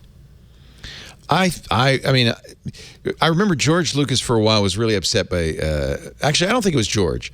I think George probably liked the fan fiction, but the owners of Star Wars didn't. Lucas was kind of notorious for suing and putting out of business people who did fanfic stuff. But I think Shonda Rhimes is modern enough to understand this in no way hurts Bridgerton. It makes you want to watch the show. Lifting her up. Yeah. Lifting up the and brand. partly I feel like Shonda Rhimes would be all for it. I mean, I feel like she'd be like, Yeah. bring those guys in. If I were her, I'd say, let's put this on Broadway. So one of my students is working on fanfic for the redesign of the internet course. And I didn't realize this, that Garfield loves fanfic. And he did interesting. Garfield without Garfield. Oh, So fun. people could add it in and do all kinds of other things that they're enabling Right. it, and engaging with it. It's just really cool. Wow. But there's also a porn Garfield. TikTok is And fun. there's Yeah, the Garfield where a car backs up and kills the cat. Oh, no. Okay. But we don't want to talk about that. Okay. TikTok. And it was driven by Stacey. Thanks. TikTok is funding its first musical from the creative lead behind Ratatouille, the TikTok musical. They are now going to put it on Broadway, another Broadway. What? That's amazing. TikTok is amazing. I mean, I just think of how well Henry has done. Yeah, it's creativity. It's That's what's beautiful incredible. about it. And it's not just Well, this desktop is what publishing. we It's had not these just- conversations about YouTube way back in the Yeah, day. I guess that's true. I mean, YouTube. But this has a bit of structure to it, doesn't it? This you've got to work within a creative limitation, A, and B, there's an expectation of collaboration in it, and C, there's the social piece to it. So it adds a few layers, which is interesting. Yeah. you're not wrong. I mean, so my brother has a cat. His name is, what's the cat's name? G. Willikers? No, Willikers. And he's taught it to fetch, and I love that cat. My parents had a cat that they rescued. Yeah, I've sure. never Some of your murdered a best friends are cat. cats. Yeah. Yeah, exactly. My best friends are cats. I do love a good kitten or a cat. Patrick says we should call this Schrodinger's episode because we never know if the cat's dead or not. I was trying to think of a horrible, but not, as horrible crime. Episode. Is it dead? What was the I don't know. specificity of it? That was Will beautiful. you look? No, I don't want to look. You look. Oh wait, here's my snack. The latest snack things that have been working there Muffin. for me. It's a cup of muffin. Oh, Kodiak cakes. Okay, yeah. It's a Yeah. power cup. So it looks like it's a cup of noodles, but really it's a cup of muffin. Did we see Yeah, you ate you it already, or microwave- can we it's see a like- piece of it? They have pancake Oh batter. yeah, sorry. Usually. No, it's And you- like and you pancake micro batter it? and you make it. You micro it, and and it turns into a muffin? If you've ever had like a mug cake, it's that Yeah. consistency. But I like them because they have a And lot you of make fun of my protein, so- cacio e pepe. I would just buy a Jeez. mug. Just get a mug and you can make a mug. buy a cake. muffin. Boy, But a mug cake requires much more time. This has 12 grams of protein. I make It'll my keep me mug full the whole cakes show. with almond flour, and it has a lot of protein. It's quite good. Oh, bad. okay. Mug cakes are pretty easy. That's the whole point of a mug cake. Well, I know, but like it's not as easy as a full ad, basically. I beg to differ. I think I could make a mug cake in a full. Look, Challenge accepted. here's a funfetti mug cake. Oh, yeah, my daughter made those a few nights ago, rather. Wow. They're fine. Yes. I need to get better mugs because right now my cups are the only thing that really get hot in the microwave. All right, and now a picture of John's cats. Aw. Aw. Hello, fluffies. They run the house. Are they watching the show? It looks like they are. Not anymore. They say there's cat killers in there. Washington Post opinion piece. Dana Milbank tried Trump's Truth Social, so you don't have to. He says, I don't know honestly how he got in. It's still waiting listed. So here are a few of the things you missed. Because they're the press. The members of the press, they may have gotten an in. Maybe, yeah. I endure weeks on the waiting list for the Donald Trump created Devin Nunes run attempt at a Twitter killer, and I suffered through a series of technical glitches, writes Milbank, but eventually I gained access. As a result, I've come to be in possession of the following new pieces of information about the war in Ukraine. Hunter Biden is involved in building and running biolabs in the country. The CIA and the National Institutes of Health are both deeply involved in the Ukrainian biolabs. The Russian invasion of Ukraine was set in motion by a CIA false flag operation funded by George Soros. The COVID-19 pathogen originated not in China, but in Shpilchnya, a village in Ukraine. The bioweapons developed in Ukraine specifically target the Abrahamic bloodline. On and on and on. Boy. What is the Abrahamic bloodline? Jewish people. Is that Jewish people. Jewish people. Unbelievable. You might say it's not a tech story. It kind of is. Mm-hmm. But I have to say, it just shows you. I mean, remember before this was launched, everybody said, boy, if Donald Trump ever launches a Twitter, it's going to be worth hundreds of millions of dollars. They need libs to yell at, is the general theory. And they don't have any libs to yell at, so it's no fun. Nothing Plus to it yell doesn't about. work. Plus people are leaving, plus, yeah. Oh, I see. So it's more fun in Twitter because you've got people to yell at. Yeah. Yes. Yeah, they get frustrated with you. They interact with you. Right. And echo it's chambers, like- no fun. It's no fun. They've lost And you have to. Wanna own us. the only Honest. technical people, as far as I can tell, who worked there are both gone. Josh Adams and Billy Boozer. I'm sorry, but That is a name you have to escape. The from company's there. chief of technology and product development, at least stay William Boozer is. Billy Boozer. Yeah, he's really leaning into it, isn't he? Yeah, he is, yeah. Owns it. Yeah. Both have resigned their senior posts at a critical juncture for the company's smartphone app release plans. They only have an iOS app. They're trying to get an Android app. Of course, that's a huge part, 40% of the U.S. market. Boozer declined to comment. And Adams did not respond to a request.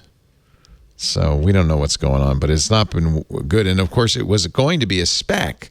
And they had, I think, close to $1 billion in pledged investments in the SPAC. That's almost all disappeared now. People going, ooh, maybe not. Maybe not. Are you ready for drone delivery in Texas?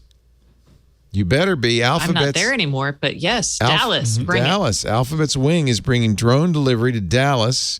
Well, I thought it was bringing wings. It's near Dallas, Frisco, and Little Elm. Mm-hmm. They're in the Dallas-Fort Worth Metroplex. Metro area. Yeah. Walgreens is the primary partner. Drones will be picking up health and wellness products, pet meds from Easy Vet, first aid kits from Texas Health, and ice cream. It's raining ice cream from Bluebell Creameries. A little hot for that there. I dig it. I want to set clear expectations, says the CEO. Not everyone who lives within the range of our drones will be able to order on day one. We're going to invite customers in groups to make sure everyone has a good first experience with drone delivery. By the way, you could already do this in Virginia, Helsinki, Canberra, and Logan, Australia. 200,000th delivery was last week. Do they drop it? I thought Do they land? the Amazon ones drop it. I don't know if the Google ones drop it. I mean, Texas makes sense. You've a lot of got open really space. well laid out planned Yeah. communities with Yeah. open space. You know, you're not dealing with alleys and inner city kind of issues. Yeah. But Or anybody of the Abrahamic persuasion. No, I'm just pretty kidding. sure there are Jewish people in Dallas. Just teasing. I really want to see a video of this Alphabet Wing delivery. Let me see if I can Yeah, I find am one. curious how landing they it or do it. dropping it is doable either way. Thank you, YouTube. Here we go. From Tech First. We're not going to replace the majority of ground delivery. That's This is an interview. I won't, but I just want to see a that's picture. boring. Here we go. Here it is. Did I see a muffin? Here comes a muffin. I think they wish that we were in more stores quite as. It's all it's all stock footage, B-roll. Kidding. Marketing. Blah, blah, blah, blah, blah, blah, blah. Oh, wait a minute. Here it is. Here's a fake delivery. Some toast. I'm going to turn off the sound so I can narrate this unhindered by facts. Here's Facts. here's a guy. He's got some toast. Okay, he's run out of Marmite. Vegemite. Vegemite. Oh, God, This is even in worse. Australia. Three this Save him is in from Canberra. himself. Vegemite Don't deliver is 3 minutes out, so he drops the toast. Here's the nice Wait, clerk he in had Canberra. the Vegemite in front of him. I know, it was empty. It was empty. And, if you... Oh, look at that. It drops it on a string. Wait a minute. What? Oh, no, that's the drone coming to pick it up.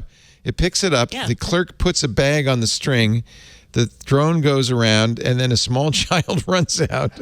Yep, that's exactly what you want to do. And then gets a thing of Vegemite dropped on his head.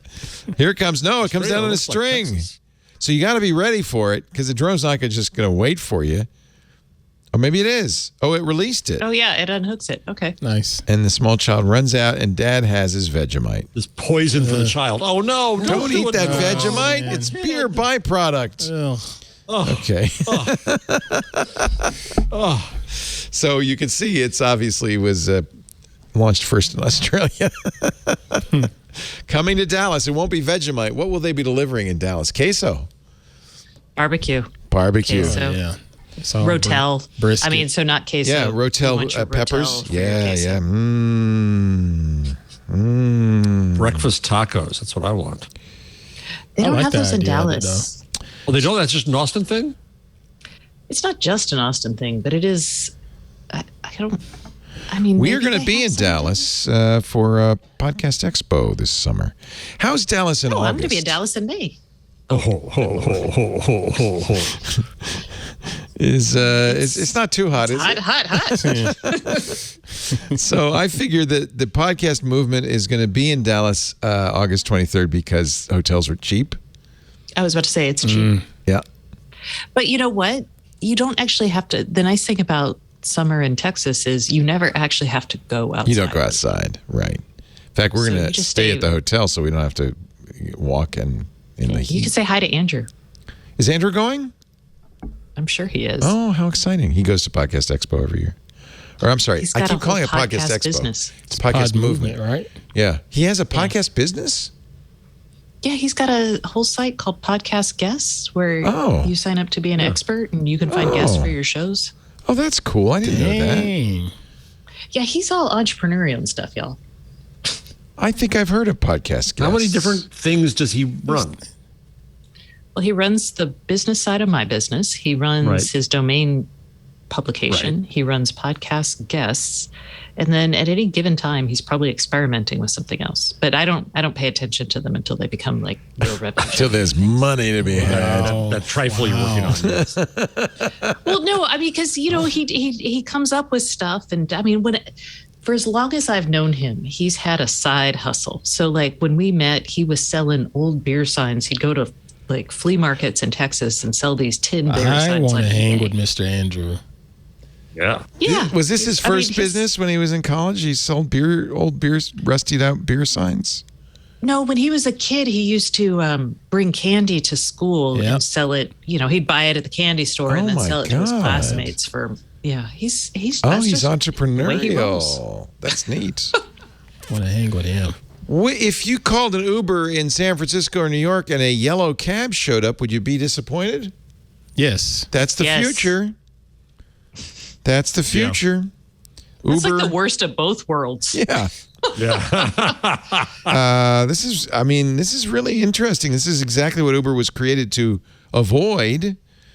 They signed a deal in New York City to put all New York City cabs on the app. Now they've signed a deal with Yellow Cab San Francisco and Flywheel Technologies. Bay Area passengers, this is the line that kind of confused me, who summon an Uber ride might see one of the city's taxis show up to ferry them in the coming months. So I assumed when I saw the New York City on the app that you would have a choice, black car, cab. But it sounds to me like Uber is just going to send whatever's nearby, and it might be a cab. I don't know about that. I actually like my Uber experience, even though most of the time I just use Lyft. But I like that experience of an actual person want that's an just Uber. sort of casually doing it. Yeah. You know? So this is probably in response to the pandemic. They can't get enough drivers. They can't get drivers. I've seen. Yeah. And it Plus, also plus the cabbies are enraged and cabbies. they own these medallions that they can't get any value out of. So it's a way to pacify that fight. However, the difference is it will not be a metered rate. Cabs usually, you drop the flag and you get metered. Uber is going to be a flat upfront fare. So that's interesting. A little more than a dozen cab drivers spoke out against partnering with Uber during the San Francisco Municipal Transportation Agency board meeting, while 4 drivers and 4 cab company owners spoke in support of the idea, saying it would generate much-needed new business. So if this hadn't have happened, what would have happened with Uber? Because you said there's a driver shortage going on. And it's probably a driver shortage because of the dadgum fuel costs. Nobody's earning That could enough be, or to, people don't want to drive for Uber. I wouldn't blame them. So, yeah, I don't know how this solves it, except that a cabbie, I guess, is already doing it. Taxi rides through Uber will cost the same as an Uber X ride. the more expensive ones, right? No, X is the cheap one, which X is calculated on base fare. Lux is the expensive Yeah, right. Base fare plus trip time and distance. Taxi drivers will know in advance which rides come from Uber and what they will be paid, and they can accept or reject it without consequences. I mean, it's good for cabbies. It's good for them. I don't know if it's good for Uber, though, in the long run. We'll see. It might be maybe Uber had to do it, right? They couldn't get drivers. I don't know. It's a good question. What would have happened if they had not done this deal? I don't know. Speaking of San Francisco, you may remember a company called Fast raised $120 million to do one-click shopping. They're gone. So the most interesting thing about this story to me was Dan Primack over at Axios now. He wrote in his newsletter that he says, he's like, this story in and of itself is, surprise. It is too soon yet to have the death watch for these companies, but he feels like that time is coming because the story is one about, basically blowing through your money to gain market share and then not being able to raise more money. Yeah. Sounds so familiar.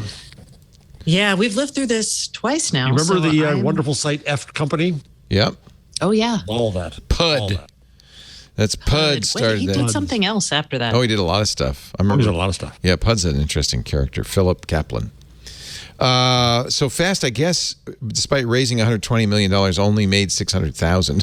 Oh. Yeah. So, yeah. That's interesting. I guess this is the logical conclusion of having so much free money floating around that, at some point you're going to have to do something with it. It's kind of like a game of musical chairs. Like if you're not doing great, you can sell to a company, great. But at some point in time, you do actually have to create value. Right. I know. It's so old school of me to think that, but it's still true.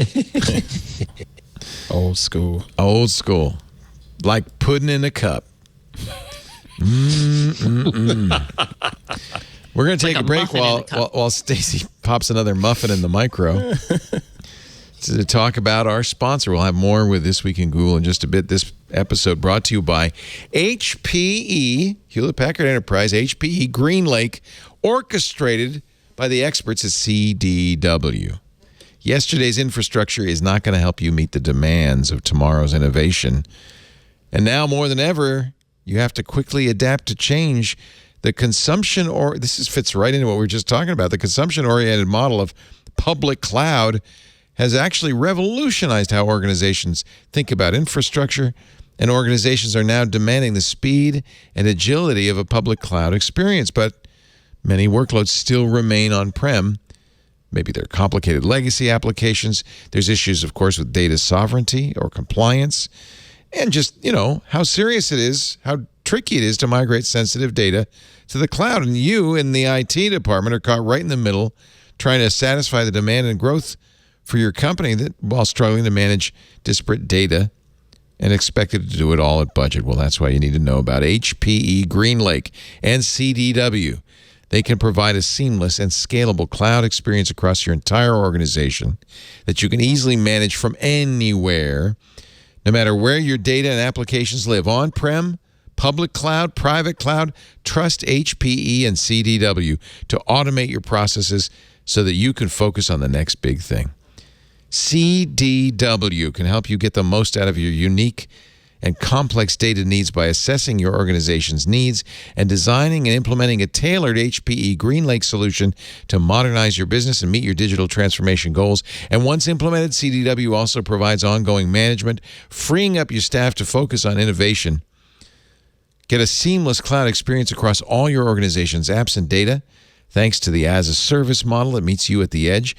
Scalability that provides instant increase in capacity, giving you the flexibility to match your growth and meet demands, and get a streamlined management system for all your data and applications, all within a single platform, providing simplified operations and accessibility from anywhere, giving you back time to focus on innovation.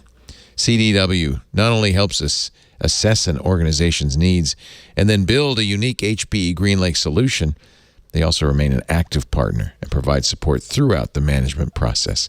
CDW experts also bring decades of experience designing, orchestrating, and managing strategic cloud solutions that help you unleash the full potential of your investments, giving you back time to innovate and dream bigger. For a seamless cloud experience, trust HPE and IT orchestration by CDW, people who get it. Learn more at cdw.com/HPE. That's cdw.com/HPE. We thank you so much for supporting This Week in Google, and you support us by going to that site, cdw.com/HPE. Was that enough time to make a muffin? Survey says. Survey says I did not need a muffin, but it was enough time to finish writing my podcast post. Wow. Wow, you're that good, huh? She's fast. Jeez. Well, no, I just had to write one more paragraph and got it done. Multitasking. Thanks to Scooter X in our chat, actually in our Discord chat. This tweet from Christina Warren. All right, I'm going to need you all to help me get a fast hoodie. Guess she collects the... that'll be a collector's item, right? Hoodies of failed startups. That and shoes is her thing, I used to have right? a bunch of those. Yeah, who doesn't? Yeah. And But you did a they're review. all real old now. Yeah, you did a review of the Olive Pro earbuds last year. Mm-hmm. Did you like them? Yeah, they're really, really neat set of earbuds because, yeah, you can listen to your music and phone calls or whatever, but if you're someone that have issues with like hearing impaired issues, you can hear things better in a loud environment. Like I tested them out. I went to the casino and just popped them in, and I can hear things. I can actually hear conversation next to me versus all of the rumble and hustle going on around me. They're really, really, really nice set of earbuds. We're going to have to get a pair of these. These are the successor, the Olive Max 2-in-1 hearing aids. They're actually calling them hearing aids. They double as earbuds. They look pretty cool. They call them hearing aids. I think. Well, because they didn't call the FDA doesn't want you to call them. They're still not over-the-counter hearing aids yet. Okay. Even though they were supposed to be, going back 4 years now, 5 years. Hearing helpers. Assistant. Hearables is what they call them. Hearables, yeah. So the Olive Max, they say it's an FDA Class 2 hearing aid. But now, while my hearing aids cost $6,000, and that's pretty typical for hearing aids, you go to an audiologist, you get them fitted and all that stuff, and tuned. These start at $299. They'll start shipping in the fourth quarter. I bet you they're figuring the FDA, which has delayed the rollout of over-the-counter hearing aids for some time, will finally say, all right. Just do it. I think they did set it. I think did they set a date? It. So hold on. Let me give you the accurate information. Yeah, so Biden did an executive order last summer that said we need to get on going. that. Because the regulations were already there. So yeah, they implemented a rule in October that basically says there was a law, the Over-the-Counter Hearing Aid Act, that was in 2017. The order, Biden's order from the summer, did a timeline for action, and now the FDA has issued the proposed rule. So now it should be doable. That would explain that proposed, yeah. So this is the first. Expect a flood. And I wouldn't even be surprised if Apple at some point starts to say, hey, AirPods Pro can be used this way. Right, yeah. As well. With in fact, and I think it'll be that stuff. Or health kit, once you get the hearables like turn into hearing aids, you can also put a lot of really cool sensors in there, like galvanic skin response for stress. You can put body temperature. You can track heart rate. You can actually track a lot of stuff in your ears in a way that might be interesting, especially for people who can't afford an Apple Watch. Sleep tracking. You're not going to sleep with your hearing aid in. So you've got to think of things where it's intermittent, and you would want. And these only give 'cause you you're about 8 hours of. So you're going to take them out after 8 hours, put them in the case where they'll charge some more, just like AirPods do. Anyway, Olive Max. Sounds like it's kind of like the Pros that you reviewed. Maybe it looks cool. They have the voice autofocus feature, which will focus in on the voice automatically, and a new sound engine. They say that lets you detect voices better and is better at reducing and filtering background noise. How did the Pros do when you had that? It was ridiculous. The app has pretty much the EQ on it, and you can tailor it to fit even better than what their AI is already doing. Nice. We would have the hardheads running around and the dogs running around, and I could still listen to the television clearly, even though there's all of this mess going on in the kitchen and things like that. It was really impressive. Nice. And they didn't look like hearing aids. They just looked like, earbuds that you listen to music in. Google, like many companies struggling with the return to office, they are now bribing employees with free electric scooters from Not Unagi. a scooter, but a scooter subscription. Oh, you don't get the scooter, just the subscription. No. You quit, you lose scooter. Oh, it's called Ride Scoot, in which most of Google's U.S.-based workers can get reimbursed for the full cost of a monthly subscription to Unagi's stylish Model 1 scooter. If you were to buy it, it would cost $990. It's a dual-motor scooter. It's top speed of 20 miles an hour, range of 15 miles. I guess this is smart, right?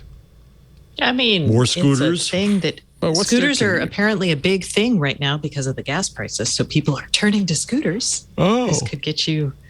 Oh, I know. I'm having a hard time staying awake too, Leo. That's so nice. Actually, I don't understand what's wrong with bicycles. No one wants to require sweat. effort. Oh, No one Yeah. wants Well, to get an sweat. electric bike then. yeah. I have an electric bike. I wouldn't. You can't fit them all on the Google You Bus. still have to pedal on the e-bikes too now. Yeah, but you don't have to pedal hard. Yeah. These will fit above you on the Google Bus. Oh, that's true. You scoot to the bus. You get on the bus. Oh, Yeah, that makes sense. That's the idea. Yeah, That's the idea. And then you scoot once you're off around campus. Google has just built a lake house. Well, that's kind of a misinterpretation of this story, but I kind of prefer it. Google Cloud just built a data lake house on BigQuery. No, I'm less excited about that story. Google has banned apps with hidden data harvesting software. Well, duh. Well, from governments. Oh, okay. I didn't catch that part. The consumer-facing apps are tied to the U.S. national security contractors. Oh. Ooh. A Panamanian company wrote the code. It's linked through corporate records and web registrations to a Virginia defense contractor that does cyber intelligence, network defense, and intelligence intercept work for U.S. national security agencies. That code ran on millions of Android devices, dozens of apps on the Google Play Store, including several Muslim prayer apps, a highway speed trap detector. What do these have in common? A QR code reader, and a number of other popular consumer apps. Wow. Our government. Wow. Measurement Systems feel paid like this developers was- to incorporate its code, surreptitiously collecting data from the users. Stacey? This was old. We knew about the Muslim prayer app collecting data and then selling it to government officials. But Google getting rid of it is new, right? I thought they did get rid of it, but maybe Did they? they found Okay. more. Like, this feels very familiar, so I'm like, oh, I feel like we've covered this, but okay. Two security researchers shared their findings in March last month with Google, which initiated an investigation resulting in the ban.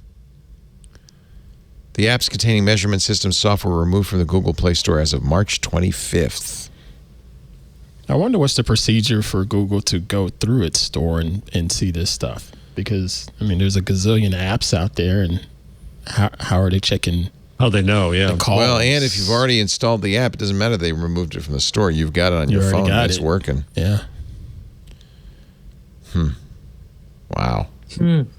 I guess all you could do if you're Google is to monitor outbound traffic, right? Because it has to upload to some server somewhere. I don't know. That's not great. Well, I feel like I can't remember how they got. Never mind. I can't remember. So We are all terrible today. So I wish I'd had a cup of muffin. Yeah, I need to do some squats. What do you and think push-ups. about Ubiquity, the router company, suing Brian Krebs, a security journalist, for $425,000 in damages because Ubiquity says that he misled intentionally, has to be intentional, right? Intentionally misled the public about a data breach on Ubiquity's hardware and a subsequent blackmail attempt. Ubiquity Krebs said they covered up the cyber attack. Ubiquity says, no, we sent an email out immediately, told customers to take additional security precautions. Then we notified the public in the next filing I made with the SEC. They claim Krebs intentionally disregarded. That's not true. Not true. Is there proof Or of this? or saying that, we told the SEC is not the same as telling the public. I think they should not have sued Brian Krebs. That's just a dumb thing to do. Yeah. For a bunch of reasons. Yeah. Because, he's not a bad actor. His only, I agree. They said his only source was the company employee who leaked all this information in the first place. He was later charged with stealing confidential data and extorting Ubiquity while posing as an anonymous hacker. Ubiquity knew the sole source had been indicted for his criminal involvement in the attack, but Krebs published a story on the blog the next day. Krebs knew, doubling down on his accusations against Ubiquity. Doesn't matter. You have to prove malicious intent in a lawsuit like this, right? Yeah. Still, as long as Sullivan's still the case, a libel suit, yes. Yeah. It's just a bad look, if you ask me, for Ubiquity, but I guess they feel like they've got a case. If they can prove they actually did that communication to the public, they did send out an email. Yeah, but did they send it out 3 years later? No, like some other company. They didn't wait like Wise did. They didn't wait. Well, did they clearly? I guess I would like to see the email they sent out to people. Right. I have it somewhere. I can read it to you. Oh, that's right, because you're a Ubiquity customer. I am. I am.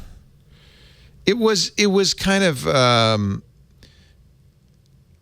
anodyne email that said, it'd probably be a good idea if you were to change your password right now. Okay, so they weren't too clear about exactly what had happened. But it doesn't matter. They did do. That's the question. Does their notification? Yeah. Because think about. I think if you tell someone, "Hey, if you send someone an email that says, "Hey, by the way, you may want to lock your door," versus, "Hey, you may want to lock your door because we have noticed that there is a robber roaming around trying all the door locks in your neighborhood." Those are very different emails. Right. As the emails that I've seen from other vendors that say suspicious activity on your account. Change your password. We've had a data breach. Yeah, something like that. Right. Not this whole. Yeah. So the data breach happened December 5th. No, wait a minute. So the Justice Department indicted a Ubiquity developer for causing the breach December 5th. Ubiquity on March 31st of last year said its security experts identified no evidence that customer information was accessed or even targeted. And then in January 11th, so about a month later, they sent out an email, and this is what the email said. Dear customer, we recently became aware of unauthorized access to certain of our information technology systems hosted by a third-party cloud provider. We have no indication there's been unauthorized activity with respect to any user's account.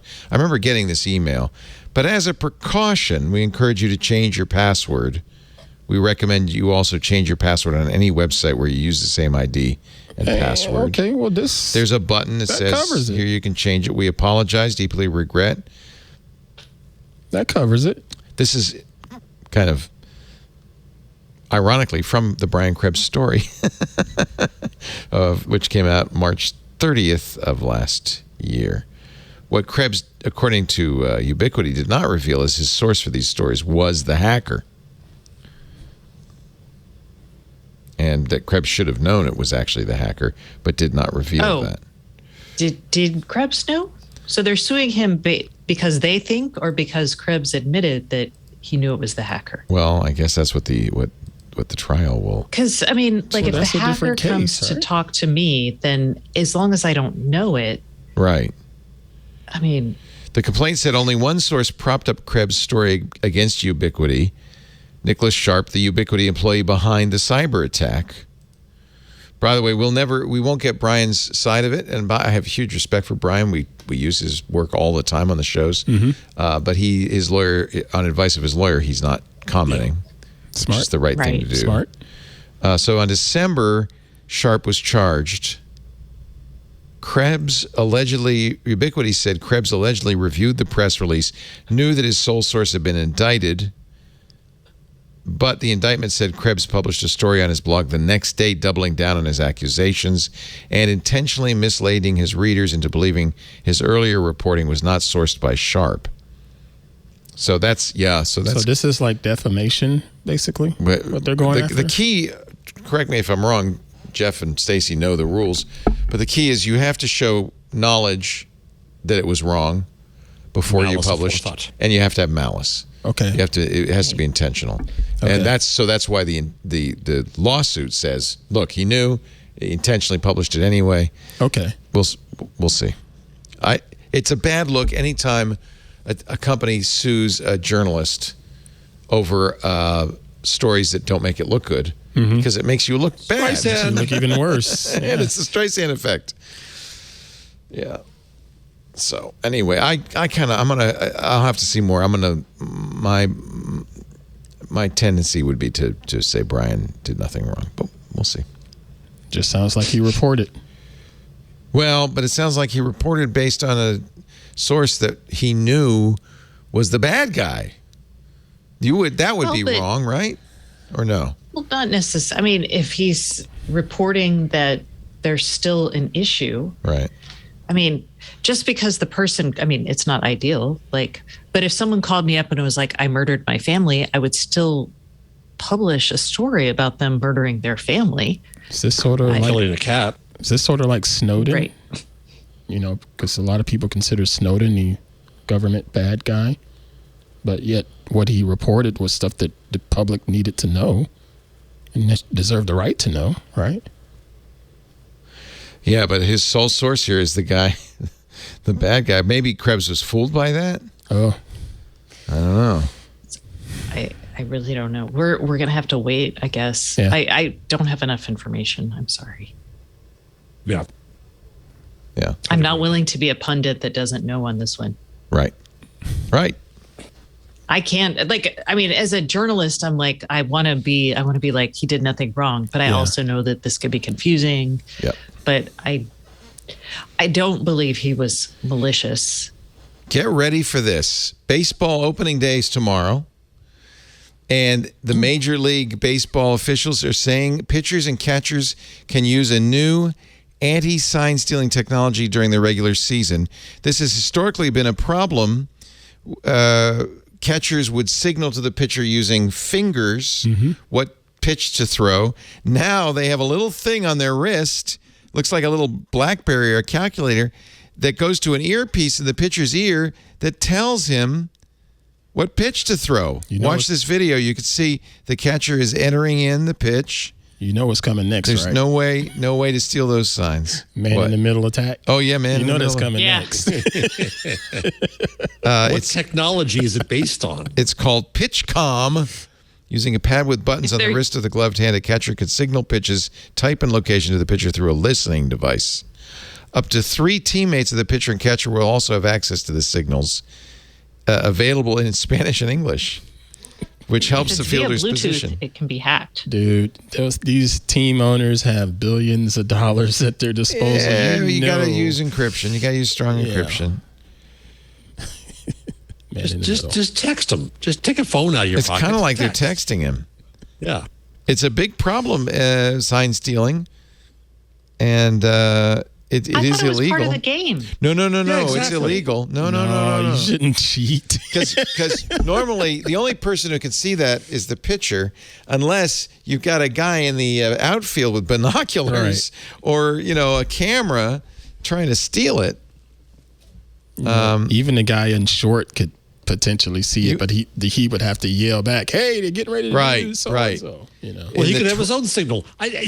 I'm sorry, I'm un-American. Baseball is just the most boring damn sport there God, is. I am so This side with of you, Jeff. cricket. I don't agree on. So in the 2017 World Series, the Houston Astros, your team. Well, Whose team? Your team. You're from Houston. They're your team. Officially your team. You must own them. They're like the You're second most responsible hated for them. team. Were determined by the Baseball Commissioner's Office to have used a sign-stealing system through the use of a TV monitor set up behind the Astros dugout. Yep. As a result, general manager and manager of the team were suspended and then fired. The bench coach was suspended. So it's a fairly serious charge. The New York Times had, I think it was New York Times, Washington Post, one of them had a ridiculous op-ed this week saying baseball's failing. The government should take baseball over. What? Why? Oh my God. It was absurd. Waste of space. That's crazy. That's crazy talk. I am very happy to say that the company that owns my radio show is building a new NFT network for podcasts. I put this just for you. I thought you'd be getting your NFTs out now. OMG. iHeartMedia is pouring several $100,000 into purchasing the rights to roughly a dozen NFTs to create a new NFT-based podcast network. You knew that was Have coming. you been saying on your show that NFTs are BS? Yes. You knew that was coming. I have. iHeartMedia currently in talks to make 10 to 15 investments in CryptoPunks, Mutant Ape Yacht Club, World of Women. It's eyeing work from emerging NFT creators such as Quirkies, Cryptodes, and Loot for Adventures. I remember when they hired somebody who was an expert in this, I thought, oh, this is not going to end well. But I don't understand how you turn it into a podcast. Yeah, I don't either. Here we go. Conal Byrne, who is the beloved CEO of iHeartMedia's digital audio group. He came to iHeartMedia when they bought How Stuff Works. The idea is to combine IP from the various NFTs it acquires into a content collection it will call the Non-Fun Squad universe. Can't wait to join that one, the Non-Fun Squad. Conal says we can world build for them, creating narratives around them and bring those stories to life via podcasts. World build? No one will listen to. The first commercial manifestation of that universe, a podcast network called the Non-Fun Podcast Network. Boy. With what, made-up monkeys? What's it going to be? The podcast will be hosted by voices that portray the NFT characters. Hi, I'm a bored ape.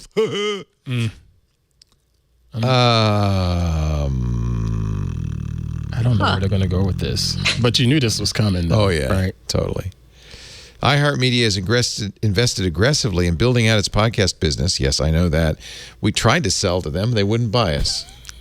It's spent hundreds of millions of dollars on people other than TWiT. Acquiring the right to various podcast and audio ad tech companies. In all seriousness, like Spotify, like Amazon, I guess like Apple, YouTube, Facebook, these companies really want to own podcasting, so they're spending a lot of money buying. If you just had networks. NFTs, Leo, it would be okay. You'd be snapped up. Oh, gosh. This is really pushing the envelope to pressure test the assumptions we have around what is IP, what is a host, and what is talent, said Conal Byrne.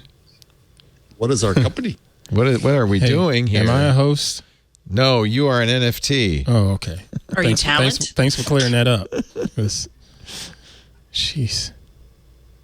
Oh, wait a minute. There's more. Byrne says iHeartMedia plans to test 5 to 10 of its existing podcast shows as IP for DAOs, a kind of crypto-driven community. So the podcast will be a democracy then. Yeah, you can't buy a DAO for this show. No, And I wonder why they never bought us.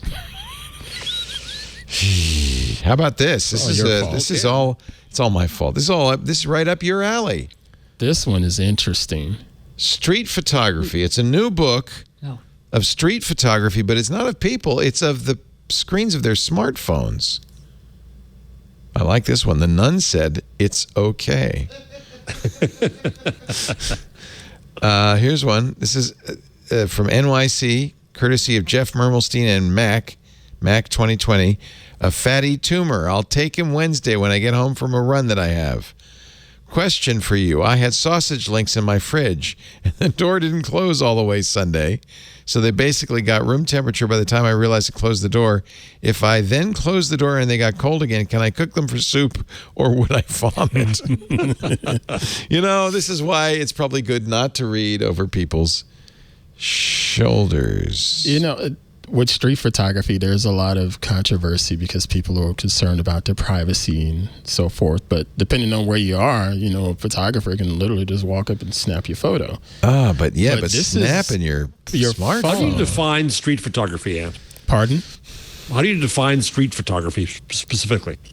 Anything out in the public, whether it be people, whether it be buildings, anything out in the public. Okay. But what gets me with this story is it says right there at the top, they took the photos of these smartphones up close and personal with an iPhone. I presume with permission. Right. So I'm assuming there was permission there, but what if there wasn't? Can you imagine just walking up to someone and say, "Hey, I'm a photographer. I'd like to take pictures of you texting right now, of your phone, that is." I don't know if I could get away with There's that. a big question of methodology. I'm pretty here. Charismatic and charming, but I don't think I can pull that off. I have to say, though, there is a certain voyeuristic appeal in these pictures. I can't stop looking at them. They are good. That's the thing. They're great stories when you look at it. First, you look at this. It's completely out of context. The text right? that's on there. Yeah. Then you look at the actual device itself. Yeah. Then you look at the screens. Are the screens clean? Are the screens chippy? A lot of them are cracked. Then you look at their hands. Are they manicured? Right, Are they female? I love this, but I'm just bothered by the aspect of someone literally walking up and just snapping the picture of my phone without my consent. No. I had a guy once in Chicago who came running up behind, and then he came by and he snapped up a picture right below my face, and then went going. I was pissed off as hell. Yeah, and a lot of places you can legally do that. It's totally fine. Well, because they didn't contemplate that you would be holding a phone with all of your life. Does it say anything about permission in there? Or? All of the photographs themselves taken at very close range with an iPhone, which the photographer Jeff Mermelstein has been shooting with exclusively since 2016 after decades of using a Leica. I saw nothing about consent when I read it. Yeah, it's just you don't have to. You could do this surreptitiously. Dude, those are in focus. Pretty sleazy. Those are in focus. Yeah, those. How could you do that? Like, Ant, is that a reasonable? How far would you have to be to take a picture I could like get that with picture. an iPhone? You can get that. Okay, standing 2 feet behind. 2 feet. I don't know. Hold up your phone. Let me take a picture. That is in focus. That's the thing. Let me see. I'm gonna. So we're 2 feet away. Yeah. I would need to. I can zoom in, but that takes an effort. I'm still pretty close. Yeah, you would know that I'm taking a picture of your shoulder. I mean, I was able to get that. So, I mean, I'm able to get. Stand behind his shoulder. I mean, I was far enough, but I was able to. That's pretty much the where's the camera? Where is it? Over that shoulder. Here, I got it, John. Go ahead, do it again. No. I meant stand behind Ant's shoulder and see what it looks like. Yeah, but this Ant's is what texting. I was. John, what is that? John, push the button. You had it a second ago. John's sleepy too. If we're sleepy, John's having fun. He's like, I gotta liven this up. Come on. Can you get this shot over here? You had it a second ago. The PTZ. No, that was the overhead. Wasn't PTZ. Okay. Well, anyway. Never mind. I was suggesting, Leo, that you stood up behind Ant. You can saw how. That's pretty much the same quality as the image on the screen I'm seeing. So let me do it over his shoulder. All right. So 2 feet away. By the way, with my Samsung S22, no problem. I got 10 feet optical zoom. 10x optical fancy. Zoom. So it's a little harder with an iPhone. So Ant is there on the street concentrating on sending a message to his mother, and you walk up behind him. Okay. And we see an X on the floor. Show the shot. I'm pretty far behind him. All right. You wouldn't, would you? If you were doing a text and you weren't really paying attention, that's pretty good. Oh, that's the same quality. That is pretty good. That's the same quality as we're seeing on on this book. Oh boy, that's pretty good. Yeah, and that was a couple of feet back. So I would submit you can. I thought it'd been a lot more difficult to get focus that clear, but well, you got to be as good as I am. Right. You got to be a hell of a street. If you're Leo Laporte, this is no problem. Computational photography, especially if it fills in. That's actually a pretty good picture. That's pretty good. I got to say, the other thing is, it's kind of an interesting picture with your hands, and there's a certain something to it. Yeah. There's an immediacy. There is a voyeuristic. So this would be actually not so hard to do. With an iPhone and with an S22, it'd be a lot easier. It says a lot about me just looking at that screen. All it says is a VPN is on. VPN connected to Los Angeles. That's one story. But then there's my background. Yeah, which is looks like fireworks going off after some sort of event. Can you see that, John? Anything else? There's your fingerprint. The weather. There's your. I don't know. There's a lot. What is the event? That's Clemson. Of course. I see orange. Of course. So this is Clemson winning the U.S. championship 2 years ago. No, that's actually in Death Valley. Oh, okay. Never mind. But it's a story there. It's a story. That's what I like about that. This is actually that's why I like. That's kind of a cool street photography article, thing. But it's a little out of focus because of our camera, not because the shot is out of focus. The shot's actually. There we go. Yeah, zoom in, zoom, center. Yeah. Your cameras, on the other hand. That's Mr. Jammer B is back there. Hey, let's make another picture. A picture of me holding the picture of him holding fingers on fingers. Recursion. Now that tells a story. Boy, yeah, that is sharp on your fingers there, Ant. It's not really hard. Good. It's not hard. These are good. These phones. We also know that Ant has clean fingernails, which is very always nice to see. That's good. You can see a little bit of blood from when he punched me, but that's okay. How's that, Ant? Did that work out? There's the zoom in. Yeah. Honestly, I think those are good images. What, you just took a picture of me taking a picture of you? And you didn't know it. No, that's good. See, I didn't even notice. Didn't even know. Yeah. Even though you have cameras all around on the monitor. It's a good thing I normally have my head on the swivel when I'm out and about. I have very mixed feelings about this. I think these are great photos. It's fascinating. Yes. And I think it's a total invasion of privacy. But you can get the book. It's #NYC from Jeff Mermelstein, published by Mac. And you can always put what are those called? Screen reflector thing on your phone so people can't see it. If you can see it, they can see it. And again, the photographer's not out of line. They can clearly do this. I just wouldn't do it. Look, it just tells a story, doesn't it? What's interesting is they made them all blue, which I don't know if I agree with. But stylizing it. Yeah, it's a style. But I just love to see the broken screens, and it totally tells a story. Bitten fingernails. Yeah. This is a great one. This is hysterical. Guy sends a text saying there isn't much of a future in this country. Everybody is stupid, lazy, and fat. The world is leaving us behind. And the response the guy's typing in is strawberry. Strawberry. I think it's hysterical. I love it. This is hysterical. This is a great commentary. I love this book. But I'm still a little... So would you buy it and thus support the author and its that's a good question, privacy invasion techniques? Well, give the title in case somebody else wants to. I did. #NYC, published by Mac. Jeff Mermelstein is the photographer. I forget where I found that. That's a really interesting story. We talked about street photography on my show, Hands on Photography, with Miss Chrisanne Johnson, and she was in New York, and she pretty much spoke about that experience of being in New York. You can just do that willy-nilly, even to the point where some of the folks are like, okay, they're used to photographers walking around, so maybe that's the case here. Or they're like, okay, yeah, go ahead, just take the photo. Honestly, if I'm doing this, it doesn't look like I'm taking a picture of you. Nope, sure doesn't. It looks like I'm looking at my phone. So what did Bill Cunningham do? Did he ask people's permission? Yeah, I think Bill did. Was he just so well known? Yeah, but the other thing is he had a camera. Yeah. So his That's a camera, different he story. had a Leica, so it looked like Yeah, it was. you got it up to your face. That's a different story. Yep. Yeah, this is really kind of. I await the moral panic, privacy violation, presumed privacy in public stories that'll come in the New York Times and the Washington Post next. It's coming. Oh no, it's art. Nobody cares. And now, ladies and gentlemen, it's time for the Google change log. We'll make this quick.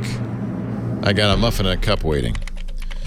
Google Maps is adding toll road prices, more map details. Apple Watch improvements is more big update to Google Maps, especially if you're on iOS. They announced this yesterday. A new pinned trip widget on your watch. You could pin a trip. The option to get directions on Google Maps directly from your Apple Watch. This is a feature really Apple has owned up to now. One of the only reason I use Apple Maps is because I can have walking directions on my watch. Or even while I'm driving, I know I have the map over here, but my watch will buzz at me, and I know I'm going to make a turn and stuff. I love that. That's a really nice thing to add. I guess I thought maybe it was Apple keeping them from doing it, but maybe it's just Google didn't get around to it. You'll also get toll prices for the first time on Google Maps. Nice. That's cool. The toll prices will be provided by local tolling authorities. But you can even see, so now instead of just the mileage of a trip, you'll see the cost of a trip, right? Yeah. This will be nearly 2,000 toll roads in the U.S., India, Japan, and Indonesia. More countries coming soon. You'll also see there'll be features that will make it less stressful to drive on unfamiliar roads. They're going to add traffic lights, stop signs, building outlines, areas of interest. So more detail as you're driving down the road to help you kind of understand that that's where I am. I see that. New iOS updates to make it easier to use maps on the go. I mentioned the pinned trip widget. So you can pin your trips into your Go tab right from the iOS home screen. You'll see your arrival time, the next departure for your transit trip, and suggested route if you're driving. Oh, I see. This is for the widgets on the iPhone. I get it like that. Oh, that's nice. So now you can have a widget for school, going to school. Nice improvements. Google Maps. It's nice to see them putting some effort into it. And Google Docs now, I know you've been waiting for this, can have emoji reactions right there in the Google Doc. Can you see editors with this? Someone I knew was so excited by this, and I'm like, what are you doing in Google Docs that you're like, yes, emoji reactions? Hey, I just added color emojis to my Emacs. So there. I can use it for my students now. Yeah. When I do their stories, yes. Oh, that's true, because they think good grammar sometimes is aggressively angry. Right. So now you can put periods in, but you can also put a smiley face. Happy face. Remember, Google was going to cut off legacy G Suite users and make them pay. Google is going to put that off. So, and there'll also be a waiting list, a no-cost waiting list. So Google announced in January G Suite Legacy Free Edition accounts would have to start paying this year, but that's going to be slightly delayed. You will have until May 1st to select a new workspace plan.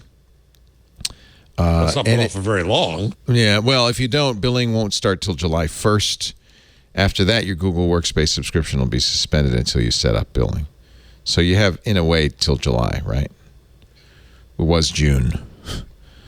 Yeah, it's not a big difference. That's my fault. I put that in there. That's not up to the standards of change. Google said it would offer a no-cost transfer option that moves users to a free Gmail account. So that's good. Nice. That's good. They were talking about it last night on All About Android. Pixel 6 April update is out. Fixes some camera problems on the Pixel 6. Wireless charging issues. If you've got a Pixel 6 phone, update it now. Got mine yesterday. Woohoo! Google Translate can now auto-switch Gboard to the appropriate language. So you can type back in that language. And that's Google Hardware gets Unified Security Reward Program. That's for Pixel, Nest, and Fitbit. What is that? So it's like a bug bounty. Oh, okay. It's an. I thought they've always had a bug bounty program. Now brings Nest and Fitbit into the fold with Pixel. So I guess they didn't have it for Nest and Fitbit. Well, they had a bug bounty program for Nest devices, but I guess now it's just the same program. Maybe it's a different one. Maybe they're all united now into the Android and Google devices security reward program. All right. Anyway, these are good things. This is something that keeps us all safe. All right, moving right along. And if Wise had this, maybe they wouldn't have been 3 years. 3 daggum years. That we'd have had insecure So we camera. talked about this on the show, and I have a question about that. So I know that people are outraged over this, but the exploit required you to be on the person's actual Wi-Fi network. That's what I thought. And that's what Wise said. But I asked Steve Gibson this, and he said no. Oh. So all I know is say more things. 80/80, it's right? not clear. It's not clear. And Steve understands this better than I do. I think what happened, I'm guessing what happened is the initial exploit was in fact open to any, and then they made some slight changes that made it that you would have to be on the network. But Steve said no, it could be launched from the internet. Originally, or if they changed but they didn't fix the... I'm unclear. Okay, because this was... I was like... So The Verge wrote a story, Wise rebutted, and The Verge had an update that said, oh, yeah, but I'm still upset about it. But, yeah, it had to be remote. But I think that may not be the case. I think Wise may not have... it may not be completely clear about this. So, as I said, I asked Steve, and he said, no, you do not have to be on the victim's network, which is bad enough. I mean, that means you could have an evil maid attack, or somebody could sit on your curb on your Wi-Fi. But it does mean it's not as bad as it sounds. I mean, it's only, somebody would have to connect to your home Wi-Fi. Right. Well, and there were, we had what are those called? The Wemo devices for years was it a security flaw or was it their design? I mean, they argued that it was their design that did this, but if you were on the person's Wi-Fi network and had the app open, you could actually control their devices. Yeah. And that was by design. So I kind of looked at Wise treating this kind of like that, because that's what it sounded like. Yeah. And in fact, in an update to his article, I'm done with Wise, Sean Hollister quotes Bitdefender saying that it is unlikely that somebody outside your network could get it. The remote from outside the network attack requires an initial camera ID that can only be acquired if present on the same network as the device. It's completely random and a non-predictable string. It's kind of like a really good password. It's random. Yeah. So somebody would have to get on your Wi-Fi, get the token, and then later, now that you've got the token, you can go. So you can drive off with the token in hand, and then get into your camera after that. So yes, but that assumes they had access to your network in the first place. According to Bitdefender, that's the case. Okay. That you would. That's not as bad, right? I agree. It's possible, but that's a pretty targeted attack. That's right. Mm-hmm. That's right. So maybe I should have gotten Steve to clarify, but or maybe Steve misunderstood. You were actually talking about something totally different, but it was a tangential that I was wanting to explore. No, we hadn't really talked about it. This broke literally a minute or two after we ended the show last week. So we hadn't talked about it on the show yet, and I think it's an important thing to talk about. In my mind, there's two questions. Why did Bitdefender sit on it for 3 years? Because they knew about it. And normally in responsible disclosure, you tell a company, look, you're going to get 3 months to fix this, and after that, we're going to tell the world. Bitdefender apparently was told by Wise, we can't fix it. Wise says there's not enough memory in the camera for us to patch it. And Bitdefender decided, well, since it's unfixable, we won't force them to disclose. And obviously, because as soon as you disclose, you're telling hackers how to do it, in effect. Mm-hmm. So everybody decided, well, since it's an unfixable thing, we'll just be mum about it. Nevertheless, Wise continued to sell those cameras. Sure did. For 3 years. They shouldn't have. They should have, in my opinion, if they can't fix it, They should have told everybody of the flaw and said, we'll give you a discount on another one. Because Wise doesn't really design the things themselves. They just buy. No, it's a Chinese camera. Yeah. Wise does do the software, though, so they are responsible for the flaw. Mm-hmm. The other problem is it's a $20 camera, so... What do you expect? Yeah. And Wise probably could not easily afford to replace those. And that's the Google changelog. Whoa. That's a good point. Thank you. We left that hanging, didn't we? It's like a hanging participle. Well, I don't know if there was more in the Google chain. That was what I was apologizing we were for. Done. I was like, oh. No, we were done. I thought the brakes on the train just went... I really have to quiz Steve then more. It may be that when he said, no, you don't have to be local, he meant after you get the key. But my sense is he was of the impression that you were vulnerable, even if the hacker was not on your curb, which would be a very different issue. Yeah, I thought I heard something like it was someone trying to go after an FTP server, pretty much the same way. Right, and it was open.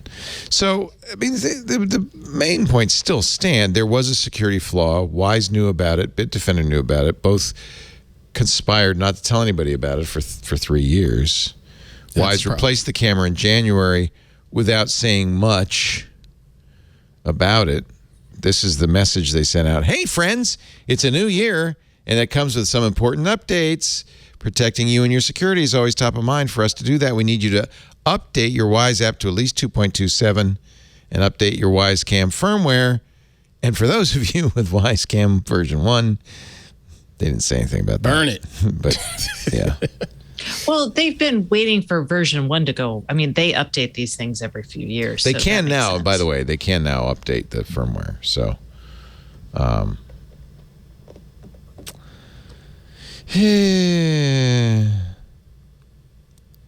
so Wise says these vulnerabilities require some form of local network access. So you would have either had to open your network. Maybe that's what Steve was talking about. If you put your cameras on the internet, then somebody could attack you. But you'd have to put your cameras on the internet. Most people have their cameras inside a firewall, right? Mm-hmm. And let the Wise software share it. Hopefully. Yeah.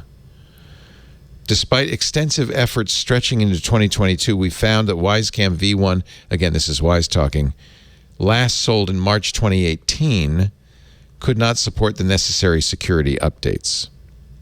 The limited camera memory... So they didn't keep selling it then? They stopped selling it in March 2018, that's right. But still, there were a lot of people, including me, that had V1s. Yeah. That's why they created the WiseCam 2, because we couldn't patch. Okay. Well, we were transparent with our customers and disclosed our inability to continue to offer the necessary security updates in an email announcing the end of life for this product. So they said, we can't update it. What they neglected to say is, even though there's a serious flaw, for security reasons, we again chose to remain prudent about the specific reason why until now, to limit the risk to all of our affected users across the affected models. Does that limit the risk? That's the question. Well, what might be more interesting is if you're on that version 1, you can't actually subscribe to any of their subscription services. So maybe they were just trying to push people from using those cameras anymore. Right. If I'm being my most cynical self, maybe they're like, yeah. It isn't as bad as we initially thought. I think that's correct. Okay. All right. Carry on, my friends. Carry on. Well, I'll tell you what we're going to do right now. We're going to take a little break. There is much more to talk about, but we just have run out of time. Or steam. I feel like we're all a little laggy today. Y'all are, not me. I'm good. Oh, I feel good too. I just did 100 push-ups before the show. All right, let's take a break, and when we come back, picks of the week. And you shamed me into having one this week, so there. It's all your fault. This week, we're brought to you quite literally by CashFly, our content delivery network. I know CashFly is amazing because I've been using them for more than a decade to bring you the shows you love, both the audio and the video. In fact, I am eternally grateful to CashFly. We started with them, we were just audio. I remember when we started video and we had this confab saying, should we tell CacheFly? At the time, when we first started, we were spreading out our bandwidth all over the place. We were asking people to use BitTorrent. CacheFly saved our bacon. But here they were hosting our audio. And now we're going to host video. But you know what? They're great. We put the video on. We greatly increased the amount of data we send through the CacheFly networks to petabytes a month without a squeak, without a whimper, with nary a quail or a qualm. They have been fantastic. And now CacheFly's offering ultra-low latency video streaming. CacheFly, the CDN with the best throughput and global reach, will now put your video in front of your audience with sub 1 second latency. You can stream to up to millions of users, go live in hours. Ditch that unreliable web RTC solution for their WebSocket live video workflow. You're going to love CacheFly's ultra-low latency streaming. 50 locations around the globe means your content is closer to your customers, so it will outperform local CDNs. Take a load off your origin servers, reduce your S3 bills. This is something we do with CacheFly's storage optimization system. You store your content on their network, reduce bandwidth, increase your cache hit ratio to 100%. Eliminate the load from your origin servers and those S3 bills. Fully managed CDN solutions mean you will get VIP treatment with CacheFly's elite managed packages. That's 24/7 support, response time in less than an hour. Ask them about a managed package because I'll tell you what, it's great. So, to reiterate, ultra-low video streaming, lightning-fast gaming, mobile content optimization, multi-CDN for redundancy and failover. Actually, in the 2021, actually the last 12 months, CacheFly has had a 100% availability record. They weren't down once, not at all. 30% faster than other major CDNs, a 98% cache hit ratio, 100% if you use SOS, and 24/7, 365-day-a-year priority support. Now you know why we love CacheFly. Get a complimentary detailed analysis of your current CDN bill and usage trends. You may be overpaying by as much as 20%. Learn more at twit.cachefly.com. twit.cachefly.com. Thank you, CacheFly. We really appreciate it. Time for Stacey's Thing of the Week. Okay, it hasn't arrived yet, so I can't show it to you, but I just purchased something called the Turtle, Tertill. It is by the CEO of the company is the former co-founder of iRobot and made the robot. Wait a minute, let me guess. Is it a garden tilling robot? It is a weeding robot. Weeding. So it is a solar-powered Roomba-looking robot that weeds your garden. With laser? Please tell me it's laser. It is not laser. This is fantastic. It's $349. There are some limits to know. So this is for someone who likes to play with things, and they know that. It's got the sensors on it so it won't bump into things. It basically, the wheels on it disrupt the soil enough that it's going to prevent the weeds from popping up. If they do pop up, it looks like the Roomba little spinner thing. It's a weed whacker, and it just chops down the weeds. It avoids things that are over 4 inches high. So if you've got seedlings, you're supposed to put like physical wire barriers that come in, that they have that come with it, or you could build your own. So it'll bounce right off of those. And anything taller, and if you've got weeds that are 4 inches or more high, you need to pluck those and then let this live. It only weeds for about 2 hours a day. Oh, here's the little weed whacker thing. Little is right. Wow. So it looks like it has solar. It does. It's solar operated. So it basically lives outside. It charges, it runs, it whacks, and then it goes and hangs out and charges for a minute. And then so it only can do like 200 square feet, which is kind of a small amount. But so there are lots of caveats here, but it's adorable and I can't wait for mine to arrive. I feel like it's kind of a little bit like a toy. It is, but so back when Roombas first launched, they were also kind of like toys. Right. So this is like pretty. What is the one that in early, folks? Yeah. Well, I feel like it's my job to do that, And if this is of interest to you, it's probably something that you amazing. might like to play with. So what kind of garden will you be turtilling? So I have a raised bed herb garden that I also plant my tomatoes and stuff in. So I'll put it in there.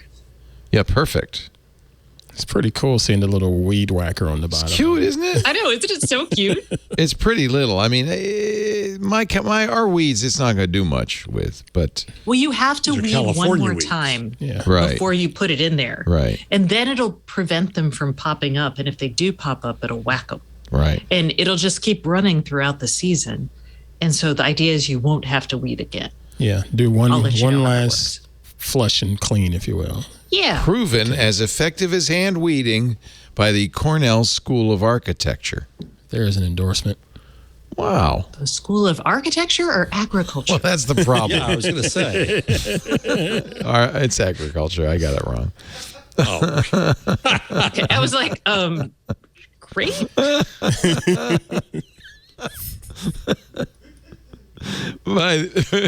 Approved for use in weeding by the military cadets at West Point. Turtill, Tertill,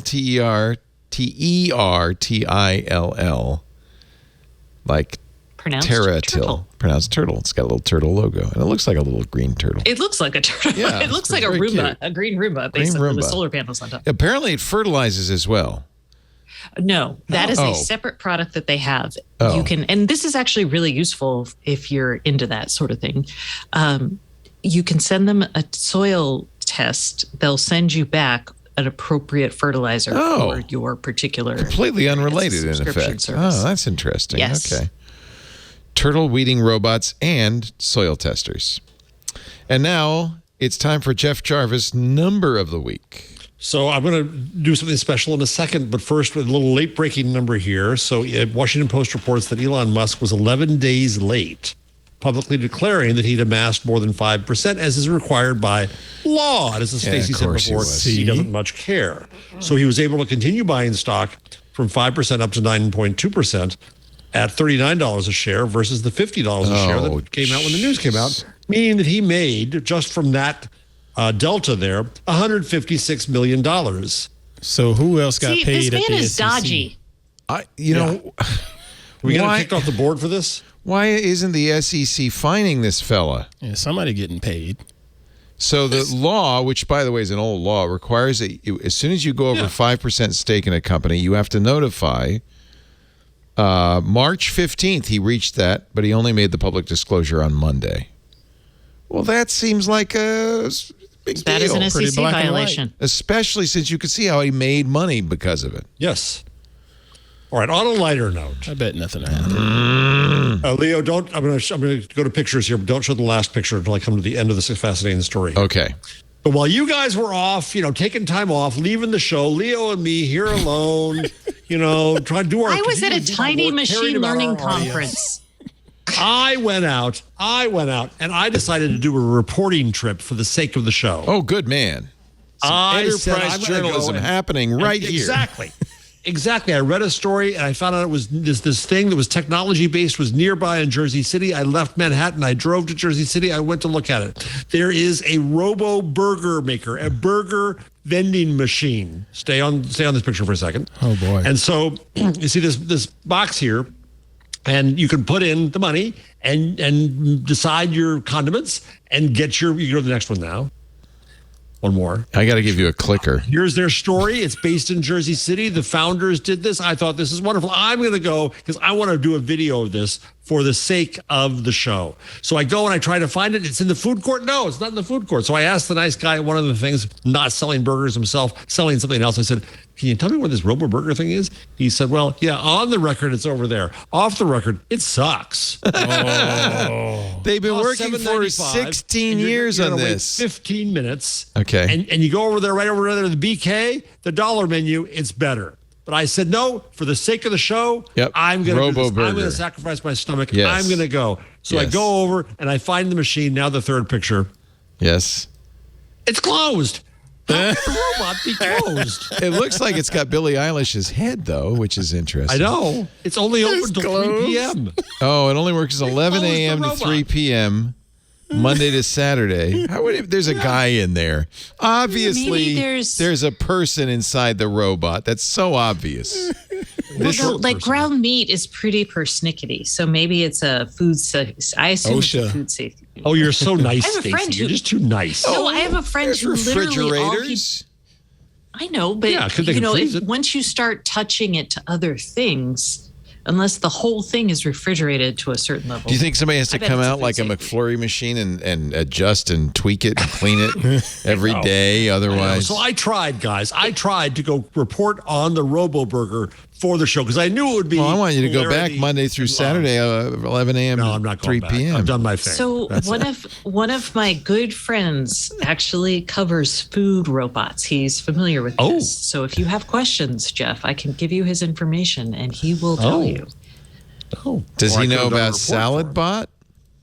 He does. He knows about all the bots. All the bots. Ramen bots, pizza bots, all kinds of bots. Oh, that's my favorite. I used to go in San Francisco. I loved when I lived there. I would go to Moscone, not Moscone Center. Before that, it was the Civic Center, and they'd have all these, industrial shows. And my favorite was the food industry show. And I'd go find things like sausage extruders and all this great stuff. I love food technology. It's wonderful. Well, let's take a look at the video of the RoboBurger when it is at work. Robot in a box. A robot chef. I just want to point out, it's big enough to hold a human. I'm just going to say. Just saying. RoboBurger is a restaurant. See how big that is? In miniature. There could easily. Look, he's going in. He's going in it. Toaster. Refrigerator. All in just a 12 square foot format. Now you can get a freshly grilled burger. Somebody wasted a lot of money. In less than 6 minutes. 6 minutes? The guy said it was 15 minutes. A 5-step cooking process. $7.95. Similar to what chefs use in a restaurant. Similar to what chefs use in a restaurant. The selected condiments, assembles the burger, and delivers it piping hot. But how does it taste?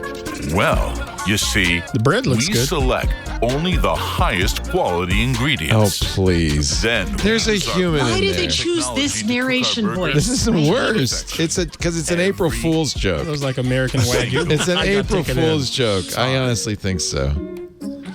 Now, everyone can have a delicious, freshly cooked, restaurant quality meal. That's not a restaurant. Where's the lettuce, tomato, onions? Hospital waiting rooms. Or at 1 a.m.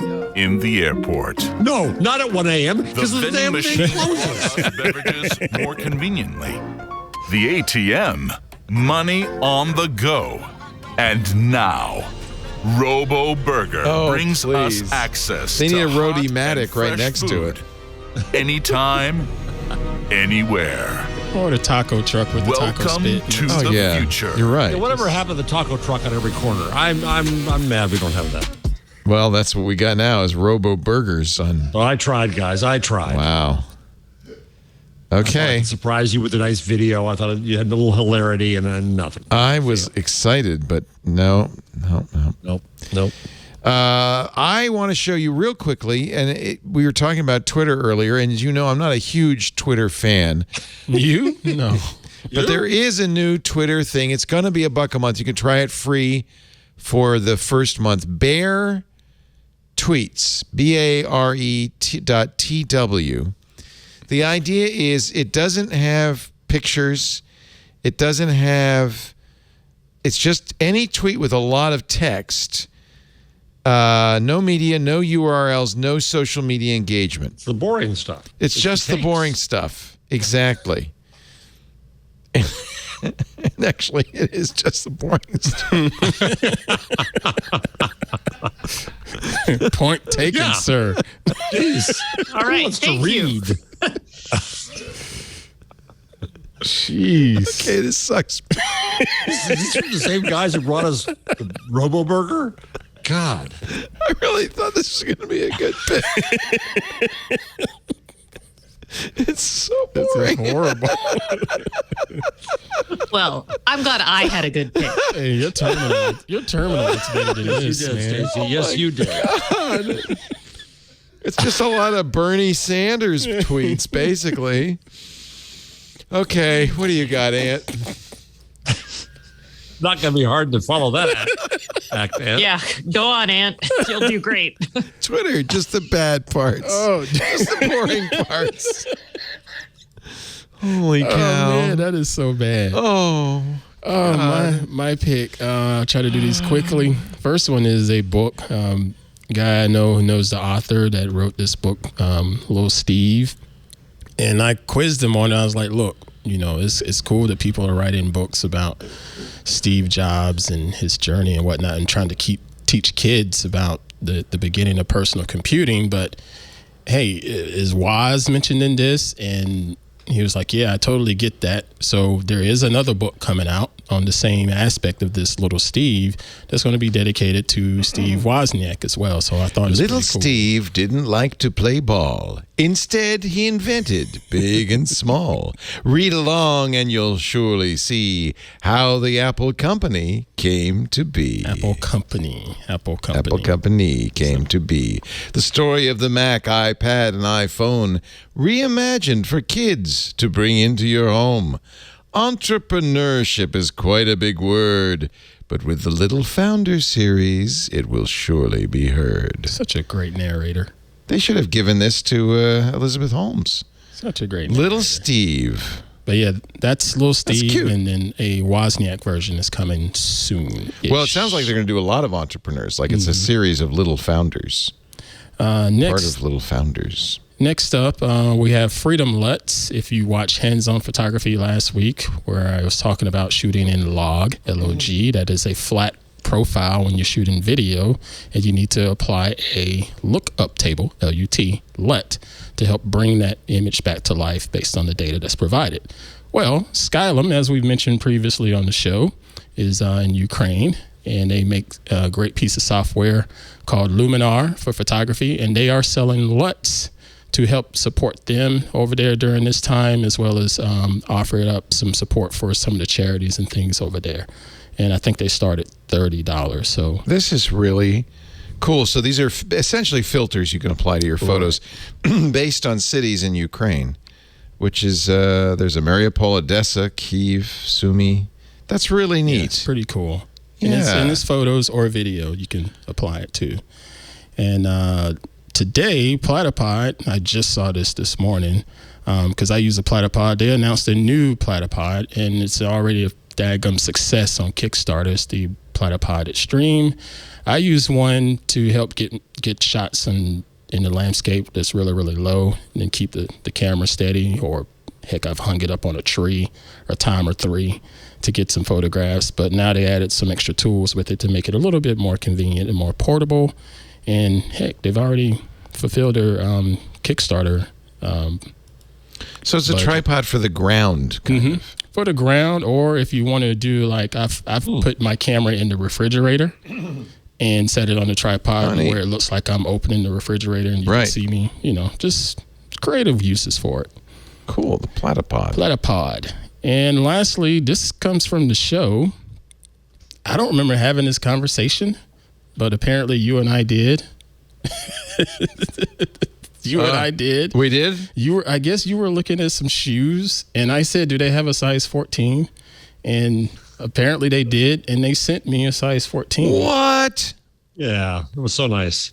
What? I was like, I don't remember this conversation, but thanks. Adam's Sneakers. So Adams, thank you so much. And I did a little photo of the shoes since they were kind enough. But yeah. Adams, cool. ATOMS.com. So it's just like a little tiny, mom and pop sneaker maker, kind of. Do you like them? Yeah, they're pretty nice. Let me. They're actually look really nice. They're really nice for me. I'll say that because I'm I'm not that stylish. Wow, that is really. But I set up a little photo shoot. I like those in the garage. Oh, they're not like athletic shoes. They're like casual shoes. Casual lounge shoes. Yeah, they look good. They look really comfy. And they have them in your size. Yeah, they have size 14. Nice. And they feel good. And is this your shoot? Yep. That's what Oh, wow. They deserve, you should send that. That's nice. Yeah. Wow. How do you How suspend did you that? get it to fly? That's called fishing line. Seriously. Really cool. I tied it to fishing line onto a C-stand, and I stuck a light behind it and just played around with it. Have you ever done are hands-on amazing. photography on product shots? We will soon. I hope you have? do. Oh, you've done gadget shots. I've done, I did food, and I swear you did. I don't remember I doing watched gadgets. your thing about shooting. Yes. That is so cool. well, thank you. Well, thank you, Adams. Yeah, thank you, Adams. Appreciate it. Wow. ATOMS. And I told them, let me know if they want to do something, because I know a model that will really, also known as Hard Eds, that would really help those shoes. Because he likes to model. He's all into fashion. They need you to give them some product shots is what they need to do. That is really neat. Thank you. Good job. They're from Brooklyn. And when I dug into them a little more, they support creative artists. They've been trying to do a lot for helping out other creators across the industry. Neat. Good stuff. Good pick. Thank you. Did I show you the only the good tweets thing? Oh, yeah, I did. Okay. It's time to go. Boring tweet, only $1 a month for just the boring tweets. I think I'll just keep my Twitter blue and leave it as is. There's Twitter Blue and Twitter Bore. Twitter bore. It's bare, but it's pretty boring. They call it Zen-like, but I guess that means you're sleeping or something. I don't know. Stacey Higginbotham, Stacey on IoT.com. Don't forget the IoT podcast she does with Kevin Toffel every week. Subscribe to her newsletters. Check out the events. Anything else you want to plug, Stace? No, I think. Is that everything? Doing great. Yeah, sign up for the newsletter, listen to the podcast. Book club coming up? Oh, yeah. Did we? Oh, it's April 7th. Oh, We right. No. You mean no. tomorrow, The April vote- 7th? The vote is closing tomorrow, but The it's a vote is landslide. closing. It's a landslide. Oh, we already know what we're going to be doing, huh? Yeah, I've already got what the is audio it? version. I forgot the name of it, but I know it's like 22 hours long. It'll be a surprise. It's Termination Shock by That's it. Neil Stephenson. Then Termination. Oh, You I guys, love Neil y'all Stephenson, just but I haven't read tortured that one. Ant. Yeah, I've already started it. 'Cause Yeah, you're going to need the time. Yeah. So, but it's not too late if you want to stack it in favor of the shorter story. You can help Ann out by going. it's not going to happen. No, it's for Club Twit And members. I didn't think think they have it out Termination for Stock me. was all of that.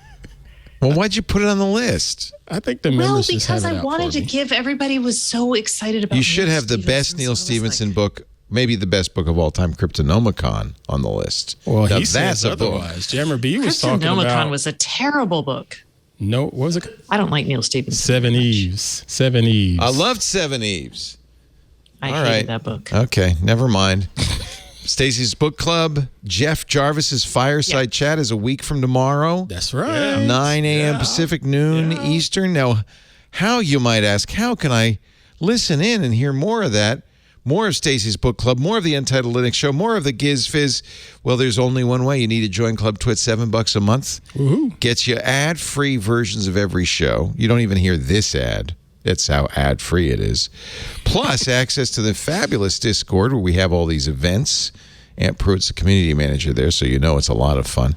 And the Twit Plus feed, where all sorts of stuff that doesn't make it, stuff from the cutting room floor, shows, as I just mentioned, and shows we're working on. Push-ups. All of that. All you have to do is go to twit.tv/clubtwit, $7 a month.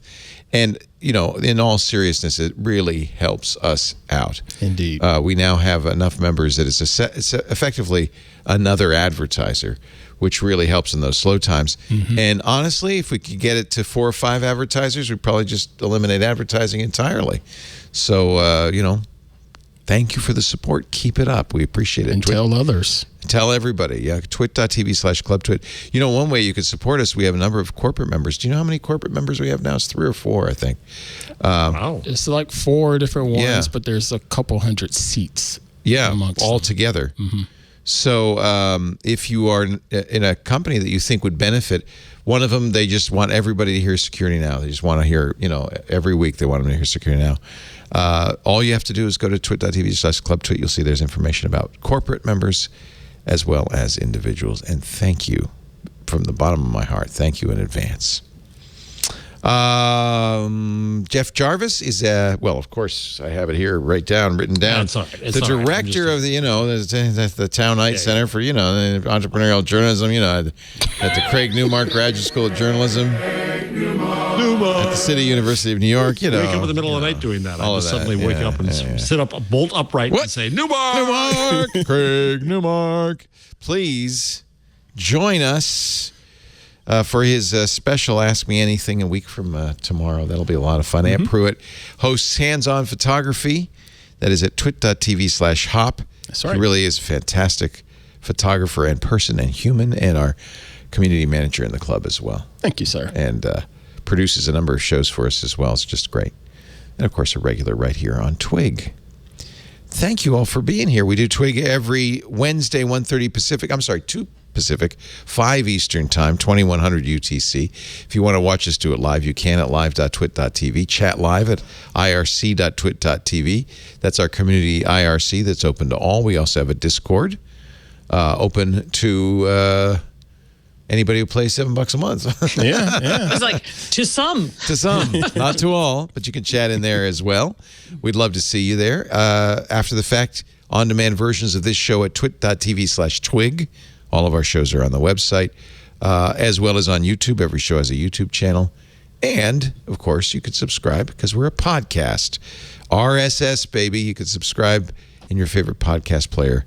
And if your podcast player supports reviews, leave us a 5-star review. That would be great.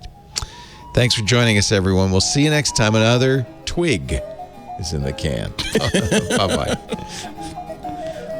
Hey, I'm Rod Pyle, editor of Ad Astra Magazine, and each week I'm joined by Tarek Malik, the editor-in-chief over at Space.com, in our new This Week in Space podcast. Every Friday, Tarek and I take a deep dive into the stories that define the new space age. What's NASA up to? When will Americans once again set foot on the moon? And how about those samples from the Perseverance rover? When are those coming home? What the heck has Elon Musk done now?